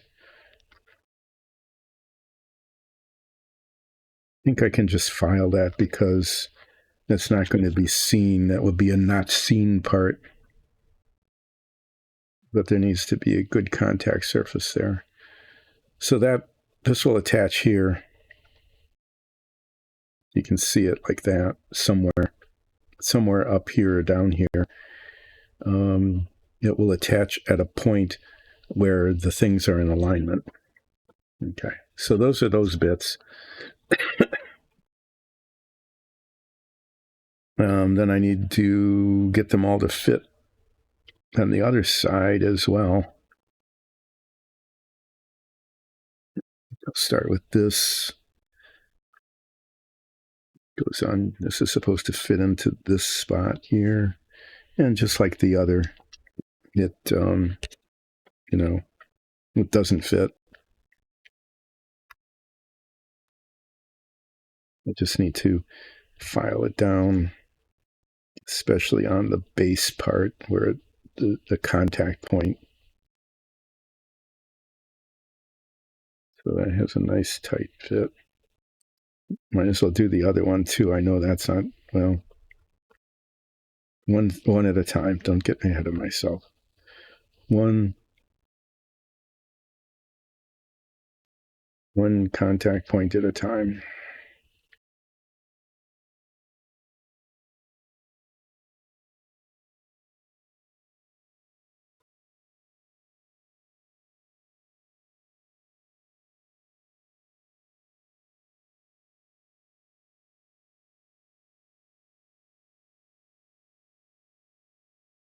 Okay, that's good. Let me test this one while I'm at it. Okay, that little pin fits.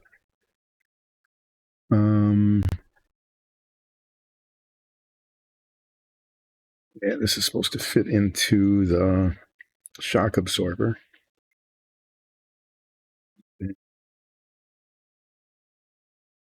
And that doesn't.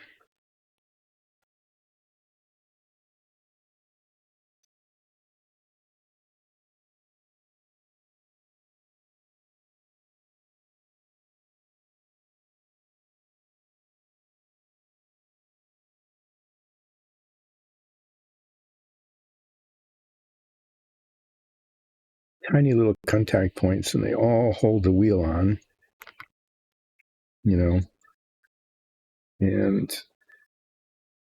every single one of them needs to hold. So I'm hoping that the contact cement that I'm going to use, which gives me a few moments to adjust parts, okay?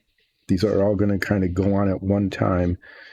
And I'll have a few minutes to adjust them so that they're all lined up. I'm hoping that works.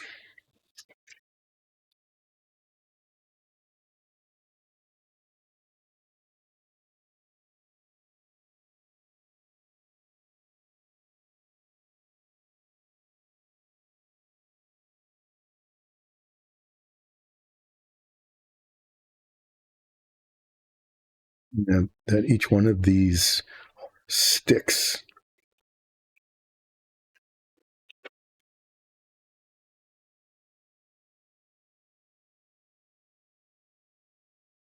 usually that's pretty good. It doesn't take too much for the contact cement to grab onto itself. The front is holding together. So that's a good sign.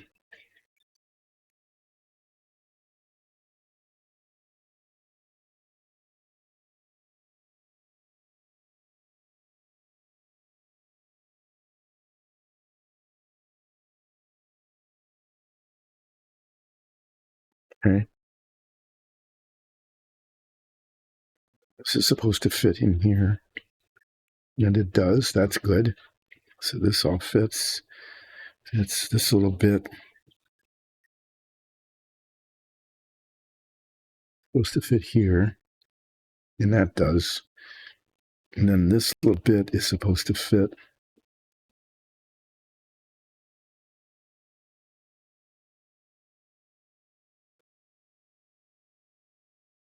here. Oh, that actually does. That works.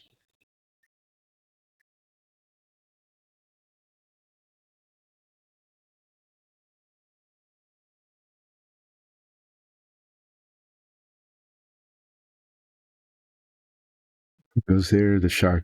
You can just see all these parts, if they're not lined up, are going to be quite a mess. And what is going on there? Okay, that's not good.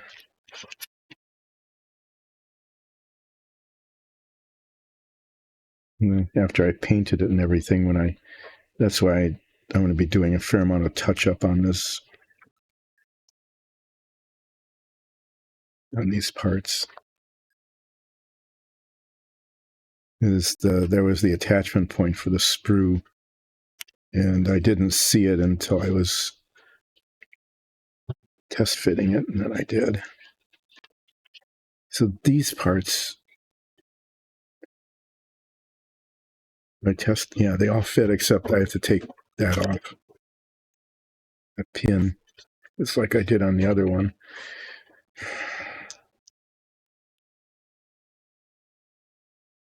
That's just so odd. This must have been built for like a different model that had a different hub carrier.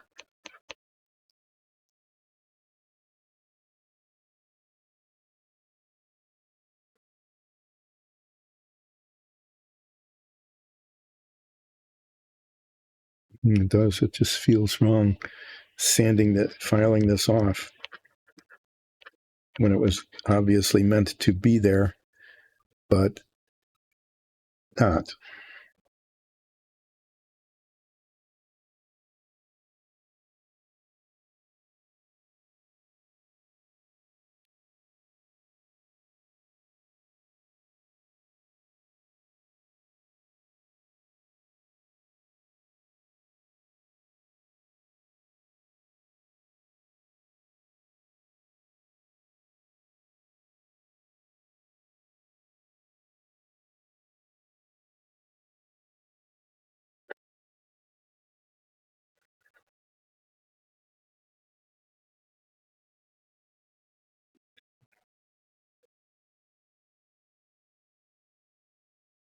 It will attach here somewhere along that line. Okay. So the parts now fit. I need to do some touching up on them where I scarred up the paint. Or maybe I'll wait until I get them. Maybe I'll wait until I get them put together. Because the process of doing that will probably cause some scarring as well. I am not going to be doing assembly on that today. I'll just tell you that ahead of time. Because it's a real delicate thing. These little parts are going to be flopping around all over the place. I just know they will. There's a chance I could end up losing one. And as I start getting into the last 45 minutes or so of the stream, you all know this, I start, fumbling and things like that. And so it's best not to fumble these parts. So what I am going to do is put them back in the in-process box here, keeping them separated into there. Oh, man, see? It's exactly that. I can't even put things into the box without kind of fumbling them around. So I know that attempting to assemble them would be a bad idea. I'll need to clean them before I assemble them. But I'll do that then too. This is part of it. I'll set that there.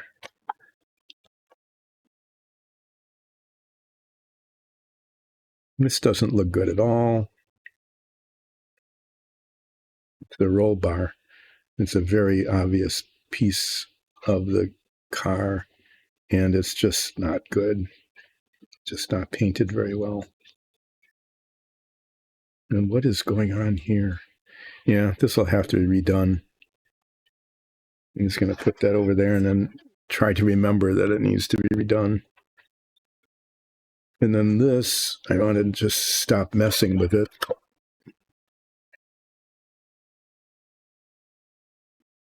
Break it. I don't need that until I assembled these parts on Friday. So all the rear suspension parts here, not that, here, and here, those will be assembled on Friday. This is the exhaust. It's painted the right color yellow. And what I'm going to do now is I'm going to do some cleaning up. I'm going to close this because I don't need to do anything more with this stuff in the box. So on Friday, I am going to assemble the rear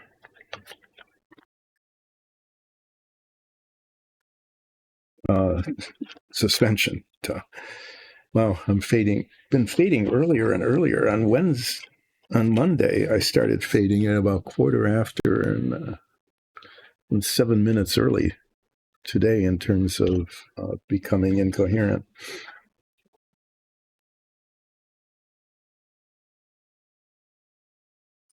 What I have been able to do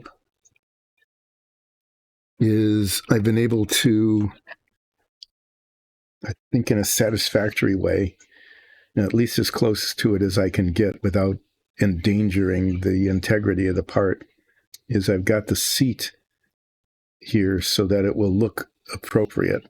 So instead of the seat going in front of this, and it would be even higher, it would extend all the way to the top of this, obscuring the historically correct detail on the back of the seat, these head bolsters, okay?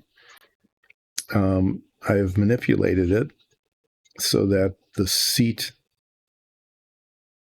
bottom attaches to the back of this now so that it will look pretty close, not perfect, but pretty close to the way it should. And what I need to do is decide whether to attach this, which I really want to do first so that it's set correctly, and then attempt to put this in place. And I think I can do that.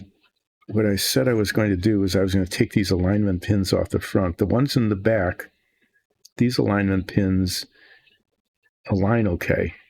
Okay. The ones in the front don't. But I think that I can, once it's done, it's done. I think that if I take these off, I will get a better fit. So I'm just going to do that. I made the decision to do it, and I'm just going to do it.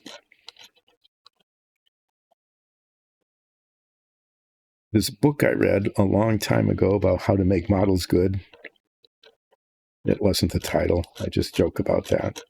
But how to make models look like you weren't 9 years old and just slapping cement on everything.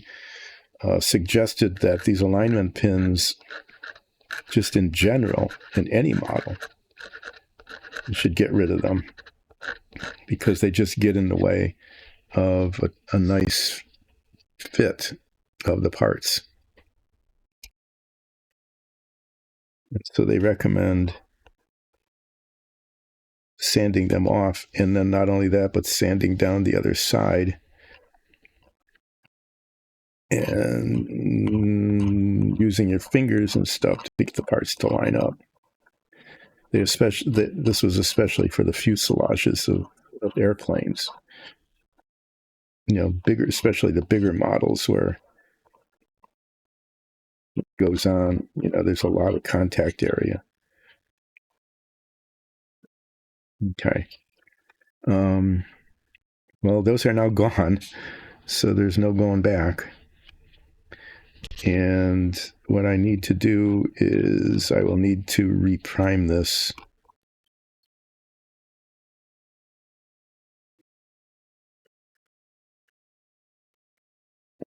And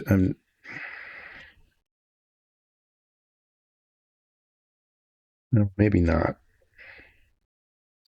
The inside of this is painted aluminum. And I think I can just skip that step and just go ahead and paint it. I'm going to go ahead and do that. The primer on the outside that's going to be painted green is still in good shape. I don't want primer on here because that's a contact point for the seat back. But this whole thing needs to be painted aluminum on the inside. And maybe that's what I'll do here near the end of the stream, is just do that. It'll take a couple coats anyway.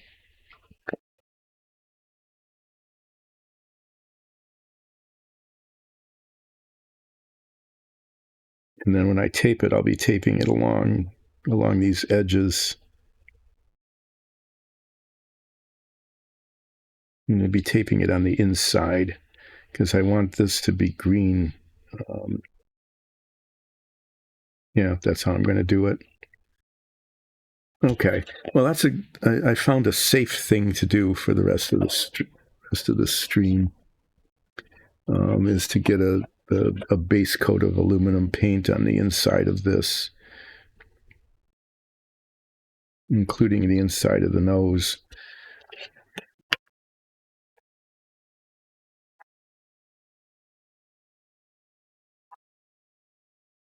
Hi, Who. Yeah, this is a good time to do a flip. The other thing I can do is I can tape the inside of this, and I'm going to be painting this yellow, and then taping over the place where the stripe is going to be, and then painting it green. This is going to be my practice for the stripe, because if it doesn't work, I can sand the paint off without harming the piece. I need to find all the pictures I took of the internet of the car, because I don't remember. I know the stripe goes around the top. I don't remember if it goes all the way around the bottom or not, or whether it just sort of ends somewhere. I'm not sure.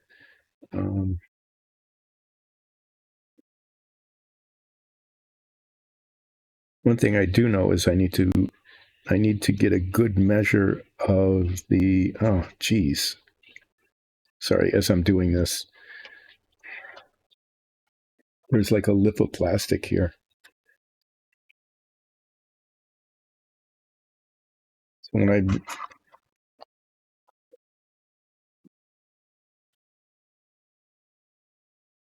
I'll do a flip in just a moment. I just need to clean this up now that I found it. There's just this ridge of plastic right along the edge here, just from the molding.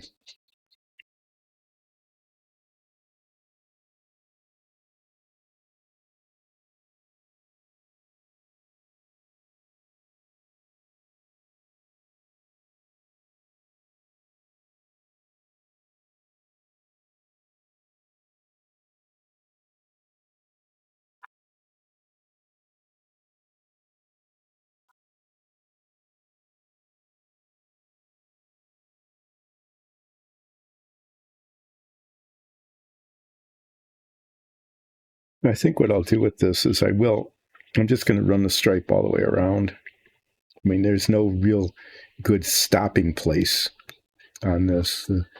This attaches to the bulkhead underneath the engine. But I need to, and I keep forgetting to do this, is I need to measure the width of the yellow stripe. That's right. I need to measure the width of the yellow stripe, but I can't do that because the decals are in the box, and the box disappeared. I'm going to have to I'll just do a sear. I'm going to do a sear flip here.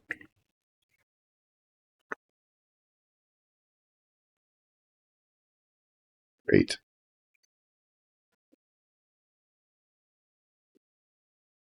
Yeah, even keep a flip on camera.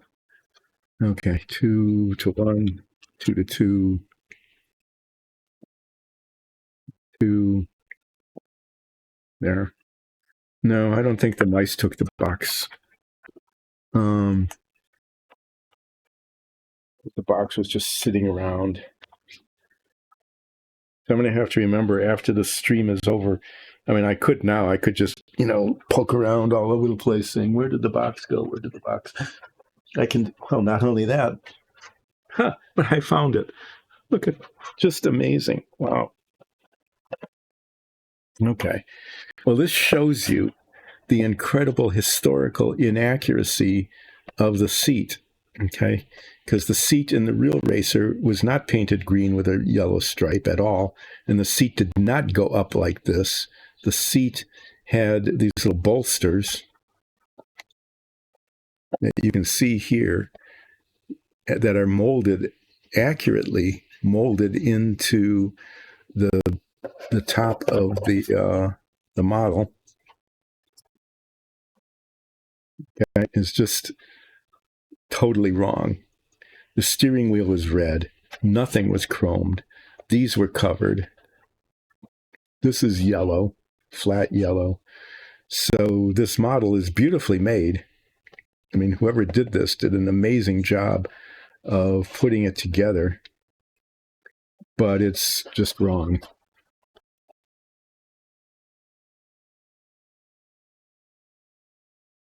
Okay, the decals aren't in here.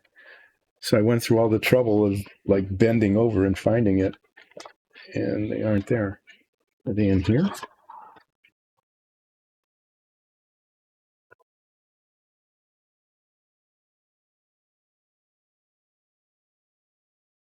This is the box of parts not yet used.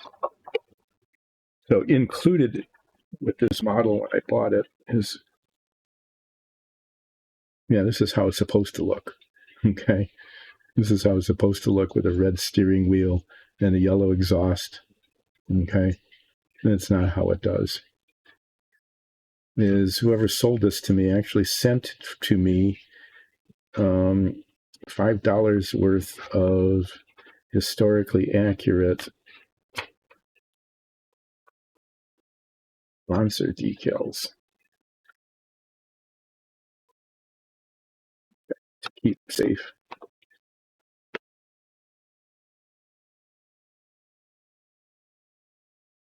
Where are the decals that came with the model?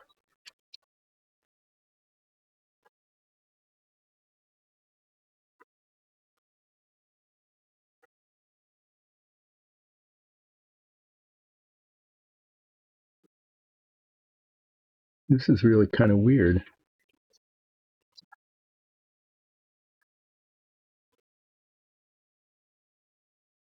Well, there they are. Okay. Yeah, so everything about these is pretty much wrong. Okay. These are the decals for the 1964 car, which was a number 92, not 82. Like this Lotus powered by Ford, that was on the 92 car and not on the 82 car. That wasn't there at all. These are the sponsorship decals for the 92 car, Lotus powered by Ford and all of that. These are the sponsorship decals for the 1964 car. So the decals are absolutely wrong. Yeah, okay. So this is the one for the tail, and it's designed to wrap all the way around. So this is the one for the nose, and then there's a brake.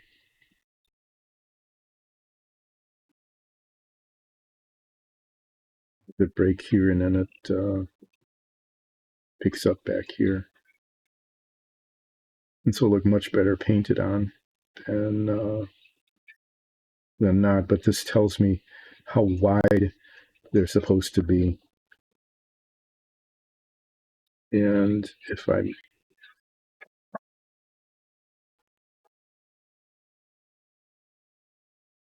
didn't keep putting things on top of where I want to get the thing I'm looking for. Where did it go? Oh, there it is. I've got this amazing little metal ruler from ages and ages ago, calibrated in, believe it or not, 64ths of an inch. Look at that. Tiny little, bit there. You measure this. It is really amazing. Exactly a quarter of an inch. Huh. Okay. So what I really need to do is I need to get some tape that is a quarter of an inch wide. Okay, this is because what I could take a piece of tape and attempt to cut the other side, but then there's no way I'm going to get a straight edge. But if I do it, paint the yellow and then tape it over, and then paint the green, if I had quarter-inch tape, a quarter-inch wide tape, then I would just put the piece of tape where I wanted the stripe, paint it green, and it would be done. The people who sell that tape do it in millimeters, not inches. And so I need to find out how many millimeters a quarter of an inch is and see if they make tape of that width. Or there might be another manufacturer. I could go to the hobby shop. I can make another trip to the hobby shop. Not that that's a real problem, because it's kind of fun to go there. Maybe the next time I go in that direction is go to the hobby shop and see if they've got quarter-inch masking tape. And not just any kind of masking tape. You have to have the masking tape that doesn't peel the tape off, because that's not good.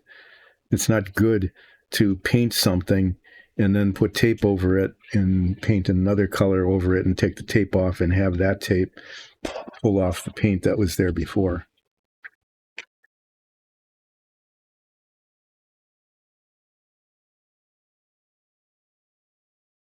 I have these other tapes, but I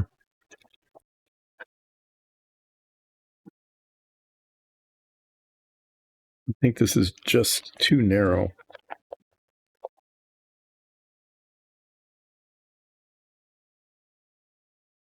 Pretty close. Wow, yeah, really close. I mean, I could put one piece of tape down and then put another piece of tape over that. But it would be way better to just get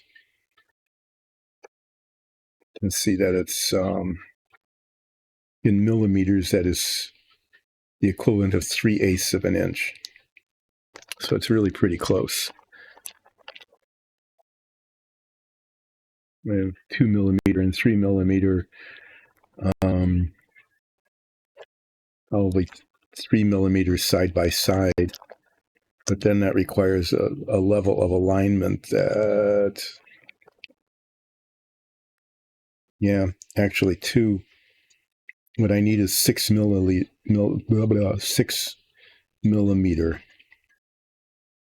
tape. There. Now I know. If I can remember quarter of an inch, if I can remember that, that's the size I need. I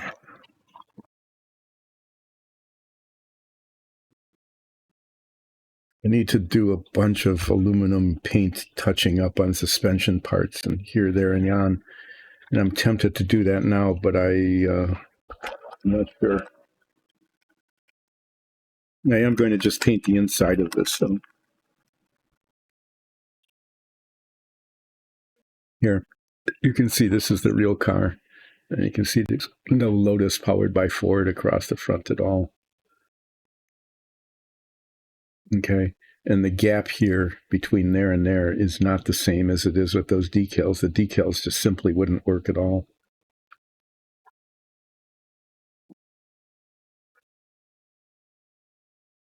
So the new set of decals, they knew enough to know that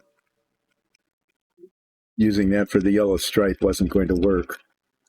So they just gave us the side sponsorships and the 82 for the nose.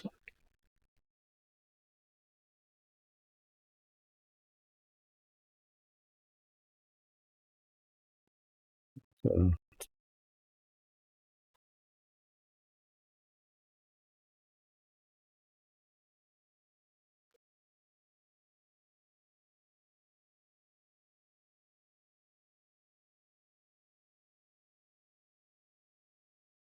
yeah, what I'm looking at is there's probably going to be enough touching up of aluminum paint on the suspension details with the paint kind of flaked off of the chrome underneath that I might as well just wait. And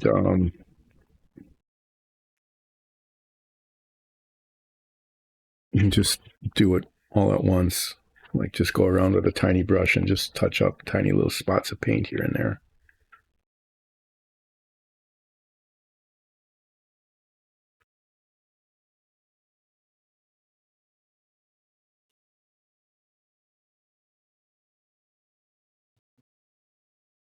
Twice I've done that without getting paint all over my hands.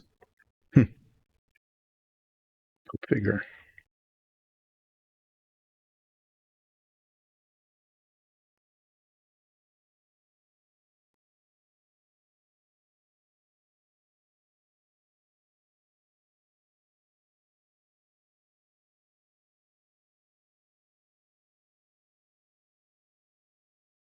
Pretty much none of this is going to show, but where it does show,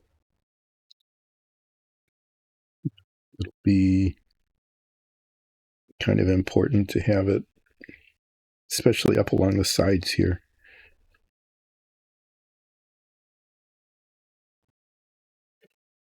Yeah, this one is so...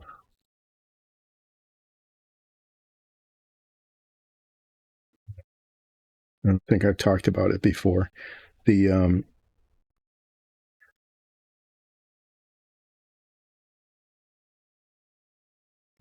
here is where it's most important. Along the cockpit area. Try not to have bubbles in it.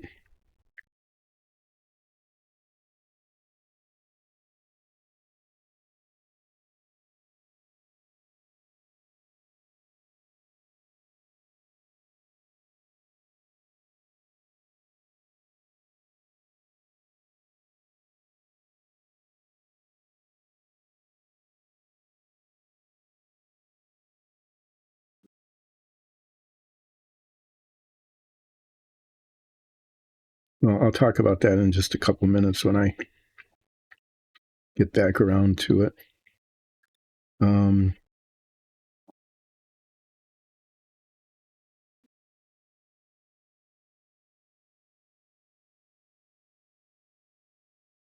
Because I was really quite successful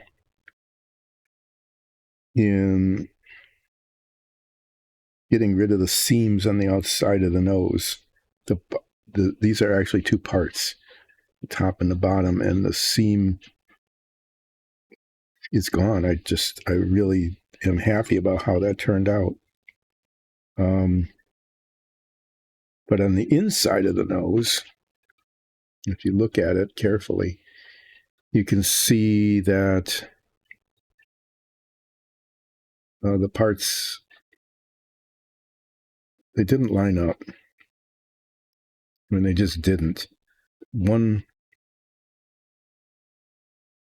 bottom is thicker than the top, which is why the outside took so much effort to get seamless.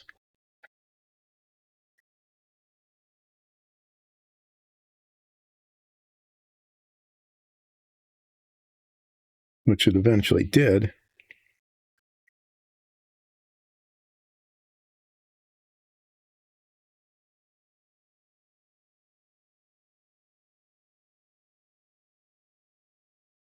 But the inside isn't. And if I were really, really compulsive, I would sand that down on the inside as well. But I can't do that.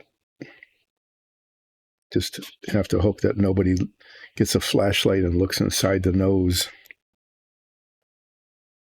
This is where if you're going to show the model, keep everybody at least 18 inches away really comes into play. We'll continue to exhort everybody to do that, especially anybody who looks at mine. Okay, well, I'll probably put a second coat on here. Getting rid of any little bubbles. This is already painted aluminum on the inside. Parts of this will show when it's assembled. The bits underneath the motor here, underneath the engine. I'll just let that dry. You can watch paint dry. I haven't done that much today. There have been little bits of paint drying, but not a lot.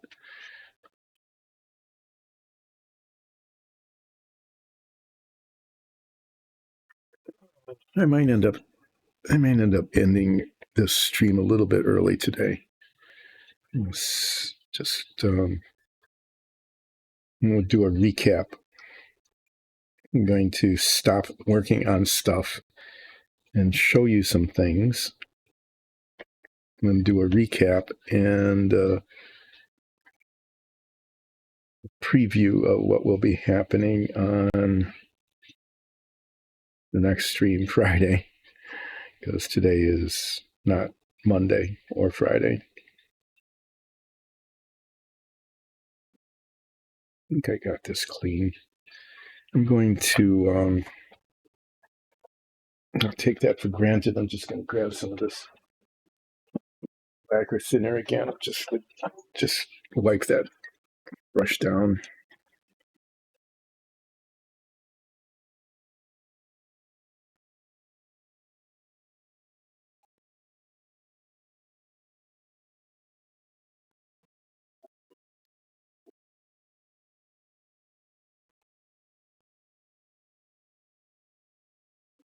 And cap on. Yeah. Always a good idea to not try to do anything that requires skill and coordination during the last bits of this stream. Because, stuff like this happens. I just make a mess. Why? Because, it's near the end of the stream. Why not make a mess? Throw this over here. Asphyxiate myself. Yeah.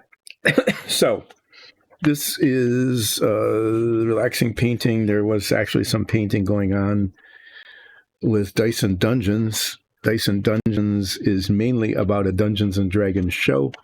And if you haven't been watching it, you really should.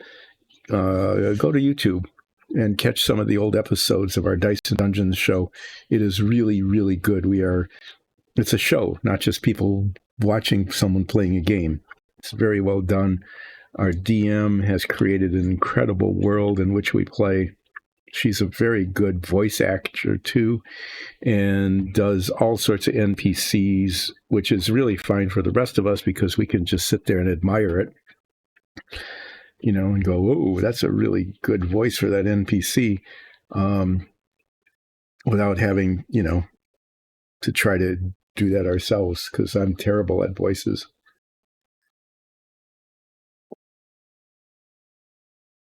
I do like 3 voices. I do this voice sometimes when I'm just as a player trying to get information or explain what I'm trying to do. And then I have my Olsed Ralph voice, which sounds pretty much like this, except it's a little slower and a little deeper if I remember to make it deeper. And I never use contractions. And then there's Ardamore, who is my sentient otter. Not a pet any longer, just a companion, a sentient otter.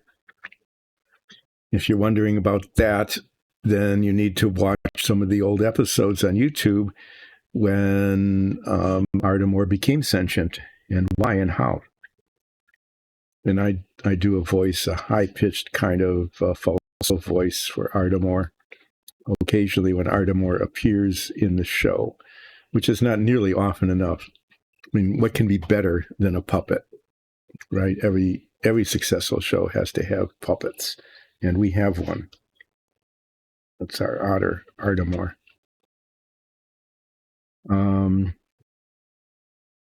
Yeah.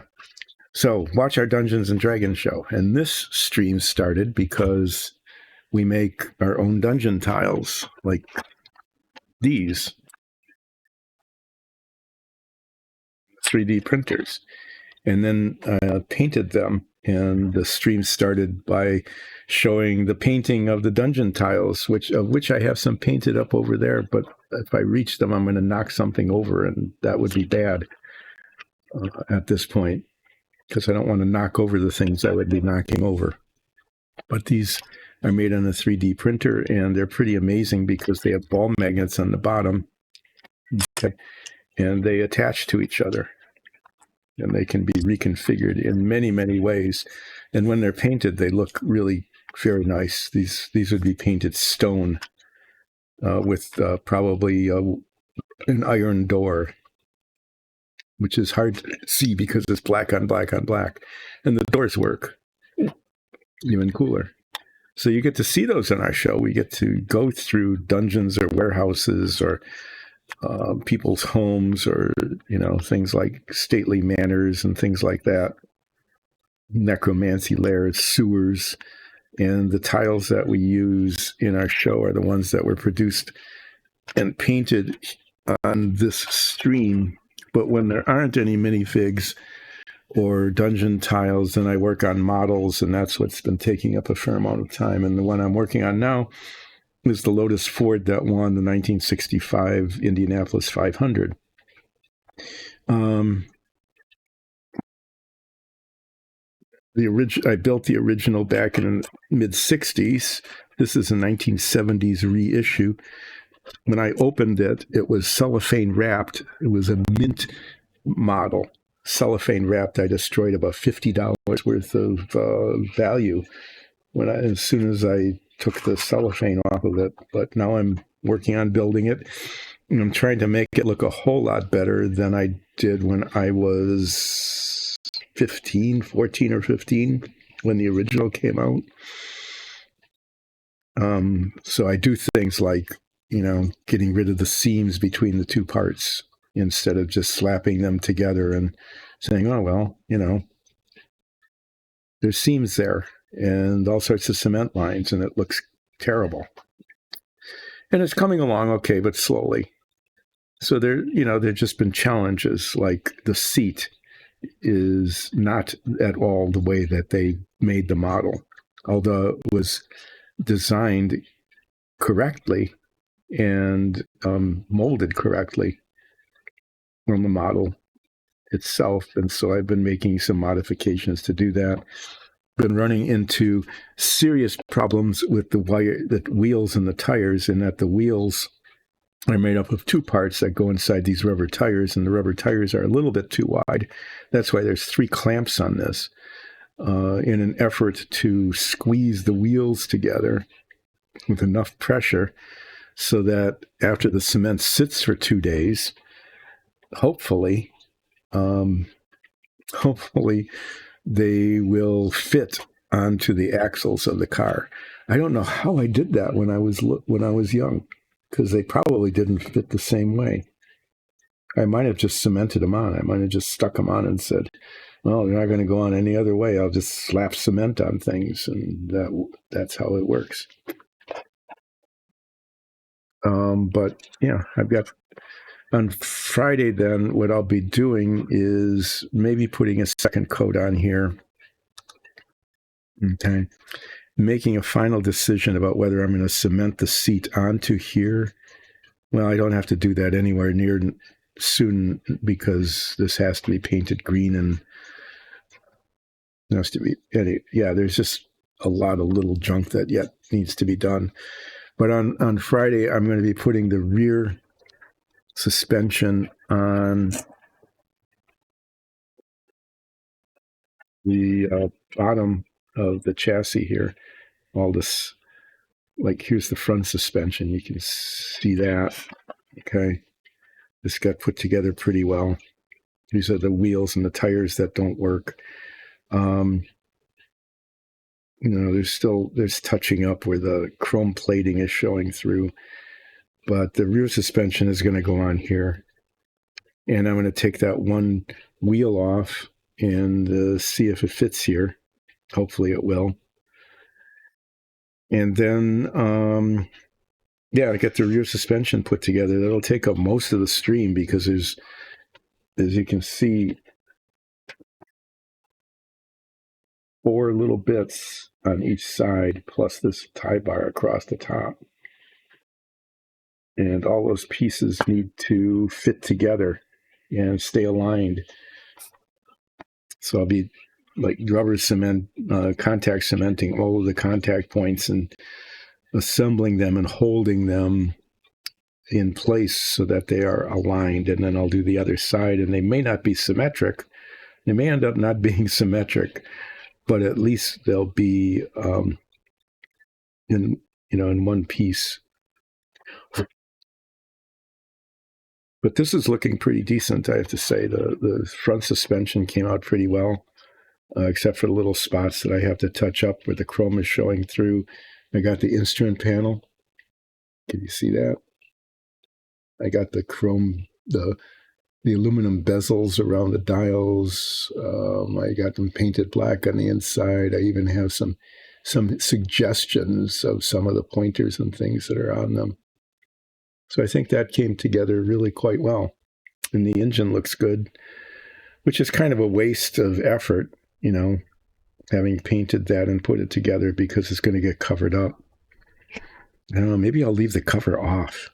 I might, the engine cover doesn't fit. So there's a possibility I might just not even put it on. The tires, they have these little firestones on them. I found a way to highlight the white. In the process of getting them to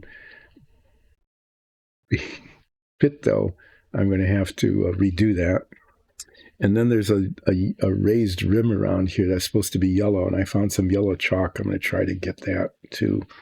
I don't know how that will go, but at least I got the Firestone done.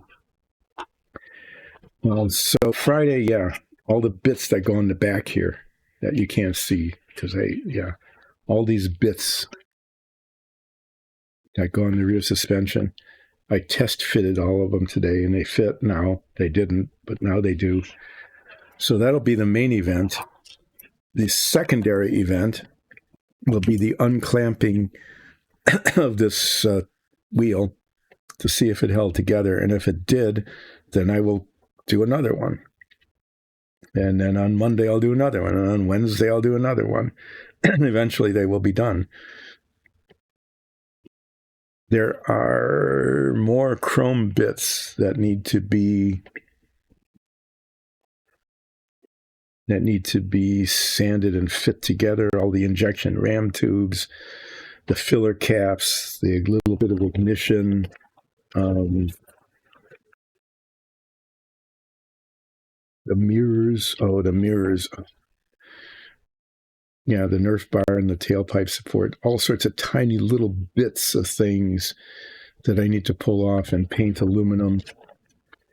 The mirrors, side mirrors, have divots in them. They're just, it's never ending. It's never ending, the stuff that has to be done to make this model not look stupid. I'm going to just show this to you, just so you can commiserate with me as I whine about it. I can even find the mirrors on here. Everything's so shiny. Yeah. See these?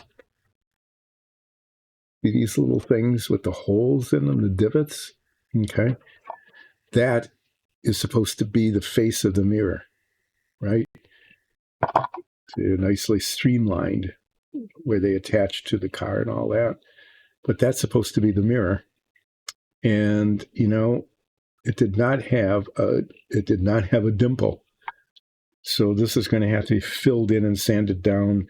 And then I'm going to have to try to paint it as shiny as I can. These are the only parts that really should still be chrome plated.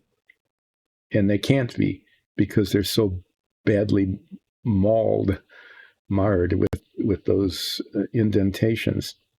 Mainly because that's how the injection molding worked, right? It didn't fill all the way.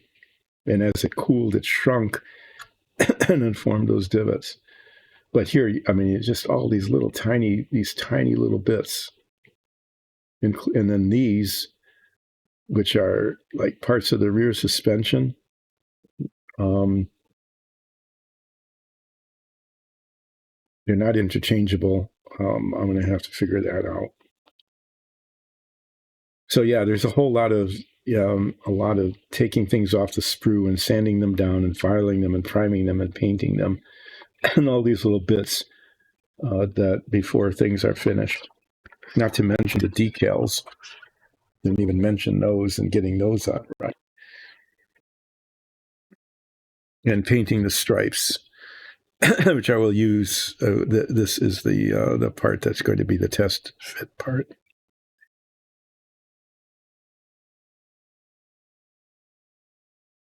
I don't know what these are and why. The exhaust does not come out here. The exhaust goes over the top. Oh, yeah, little detail thing. So the exhaust, I actually drilled some holes into the exhaust here and here. I forgot about that. I could have made them a little deeper, but the exhaust, the model itself, okay, the model itself had seam lines across the top of the back of the exhaust and was convex. And so I, with some success, managed to put an indentation here where I can paint it flat black so that it looks like, an exhaust pipe and not a lump of plastic. I need to do that on Friday if I remember. So the main thing on Friday is going to be the rear suspension and probably putting a second coat of aluminum paint on here, doing little things like painting the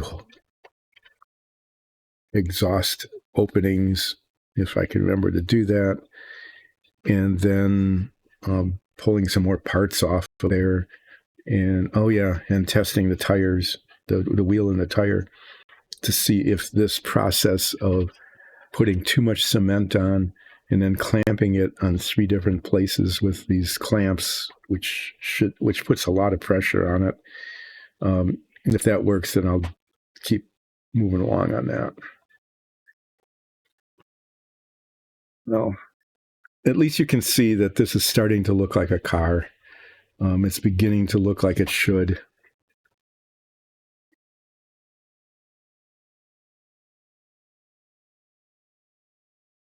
I don't know what that is.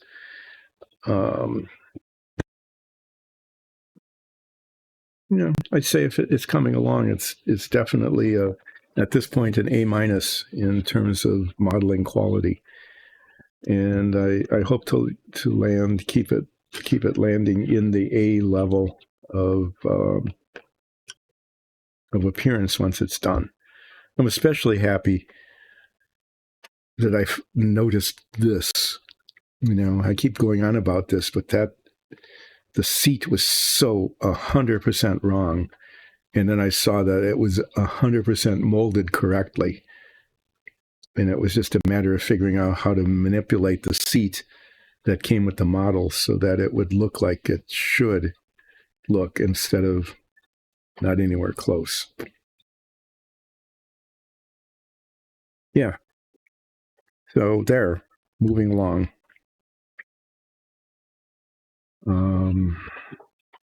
Yeah, I'm pretty much done. I think that's the recap. I will remind you once again, please watch our Dungeons and Dragons show. It is really amazing. You will enjoy it. You will want to go back and watch all the episodes practically from the beginning so you understand some of the character development and some of the adventures that we had. I will be back on Friday working on the rear suspension of the model, checking to see how the tire wheel combination has gone, putting a second coat of aluminum on here, and maybe I'll tape this up so I can paint this yellow so that I can get the stripe put on this. It'll be an interesting process to see if I can make that happen, because if I can get the stripe to work on this part, then I can get the stripe to work on this part. Probably. What about the engine cover?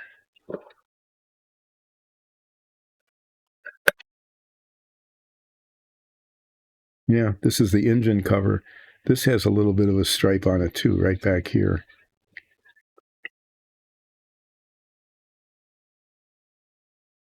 I think. It's like this. Goes on like this.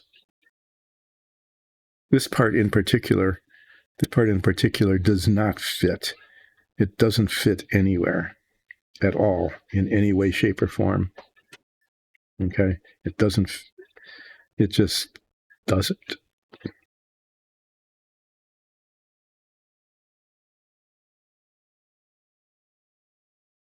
We'll see.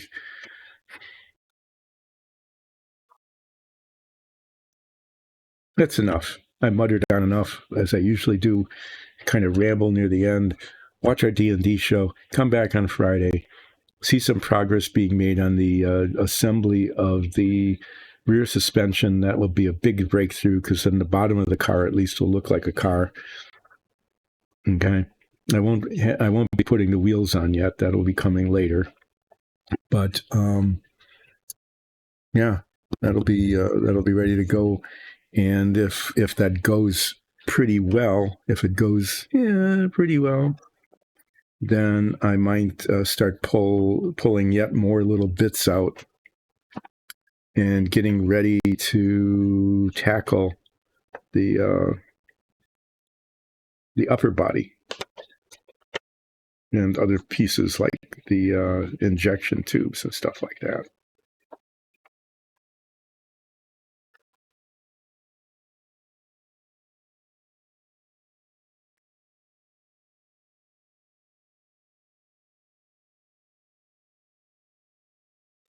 Yeah, so you can, it's coming along.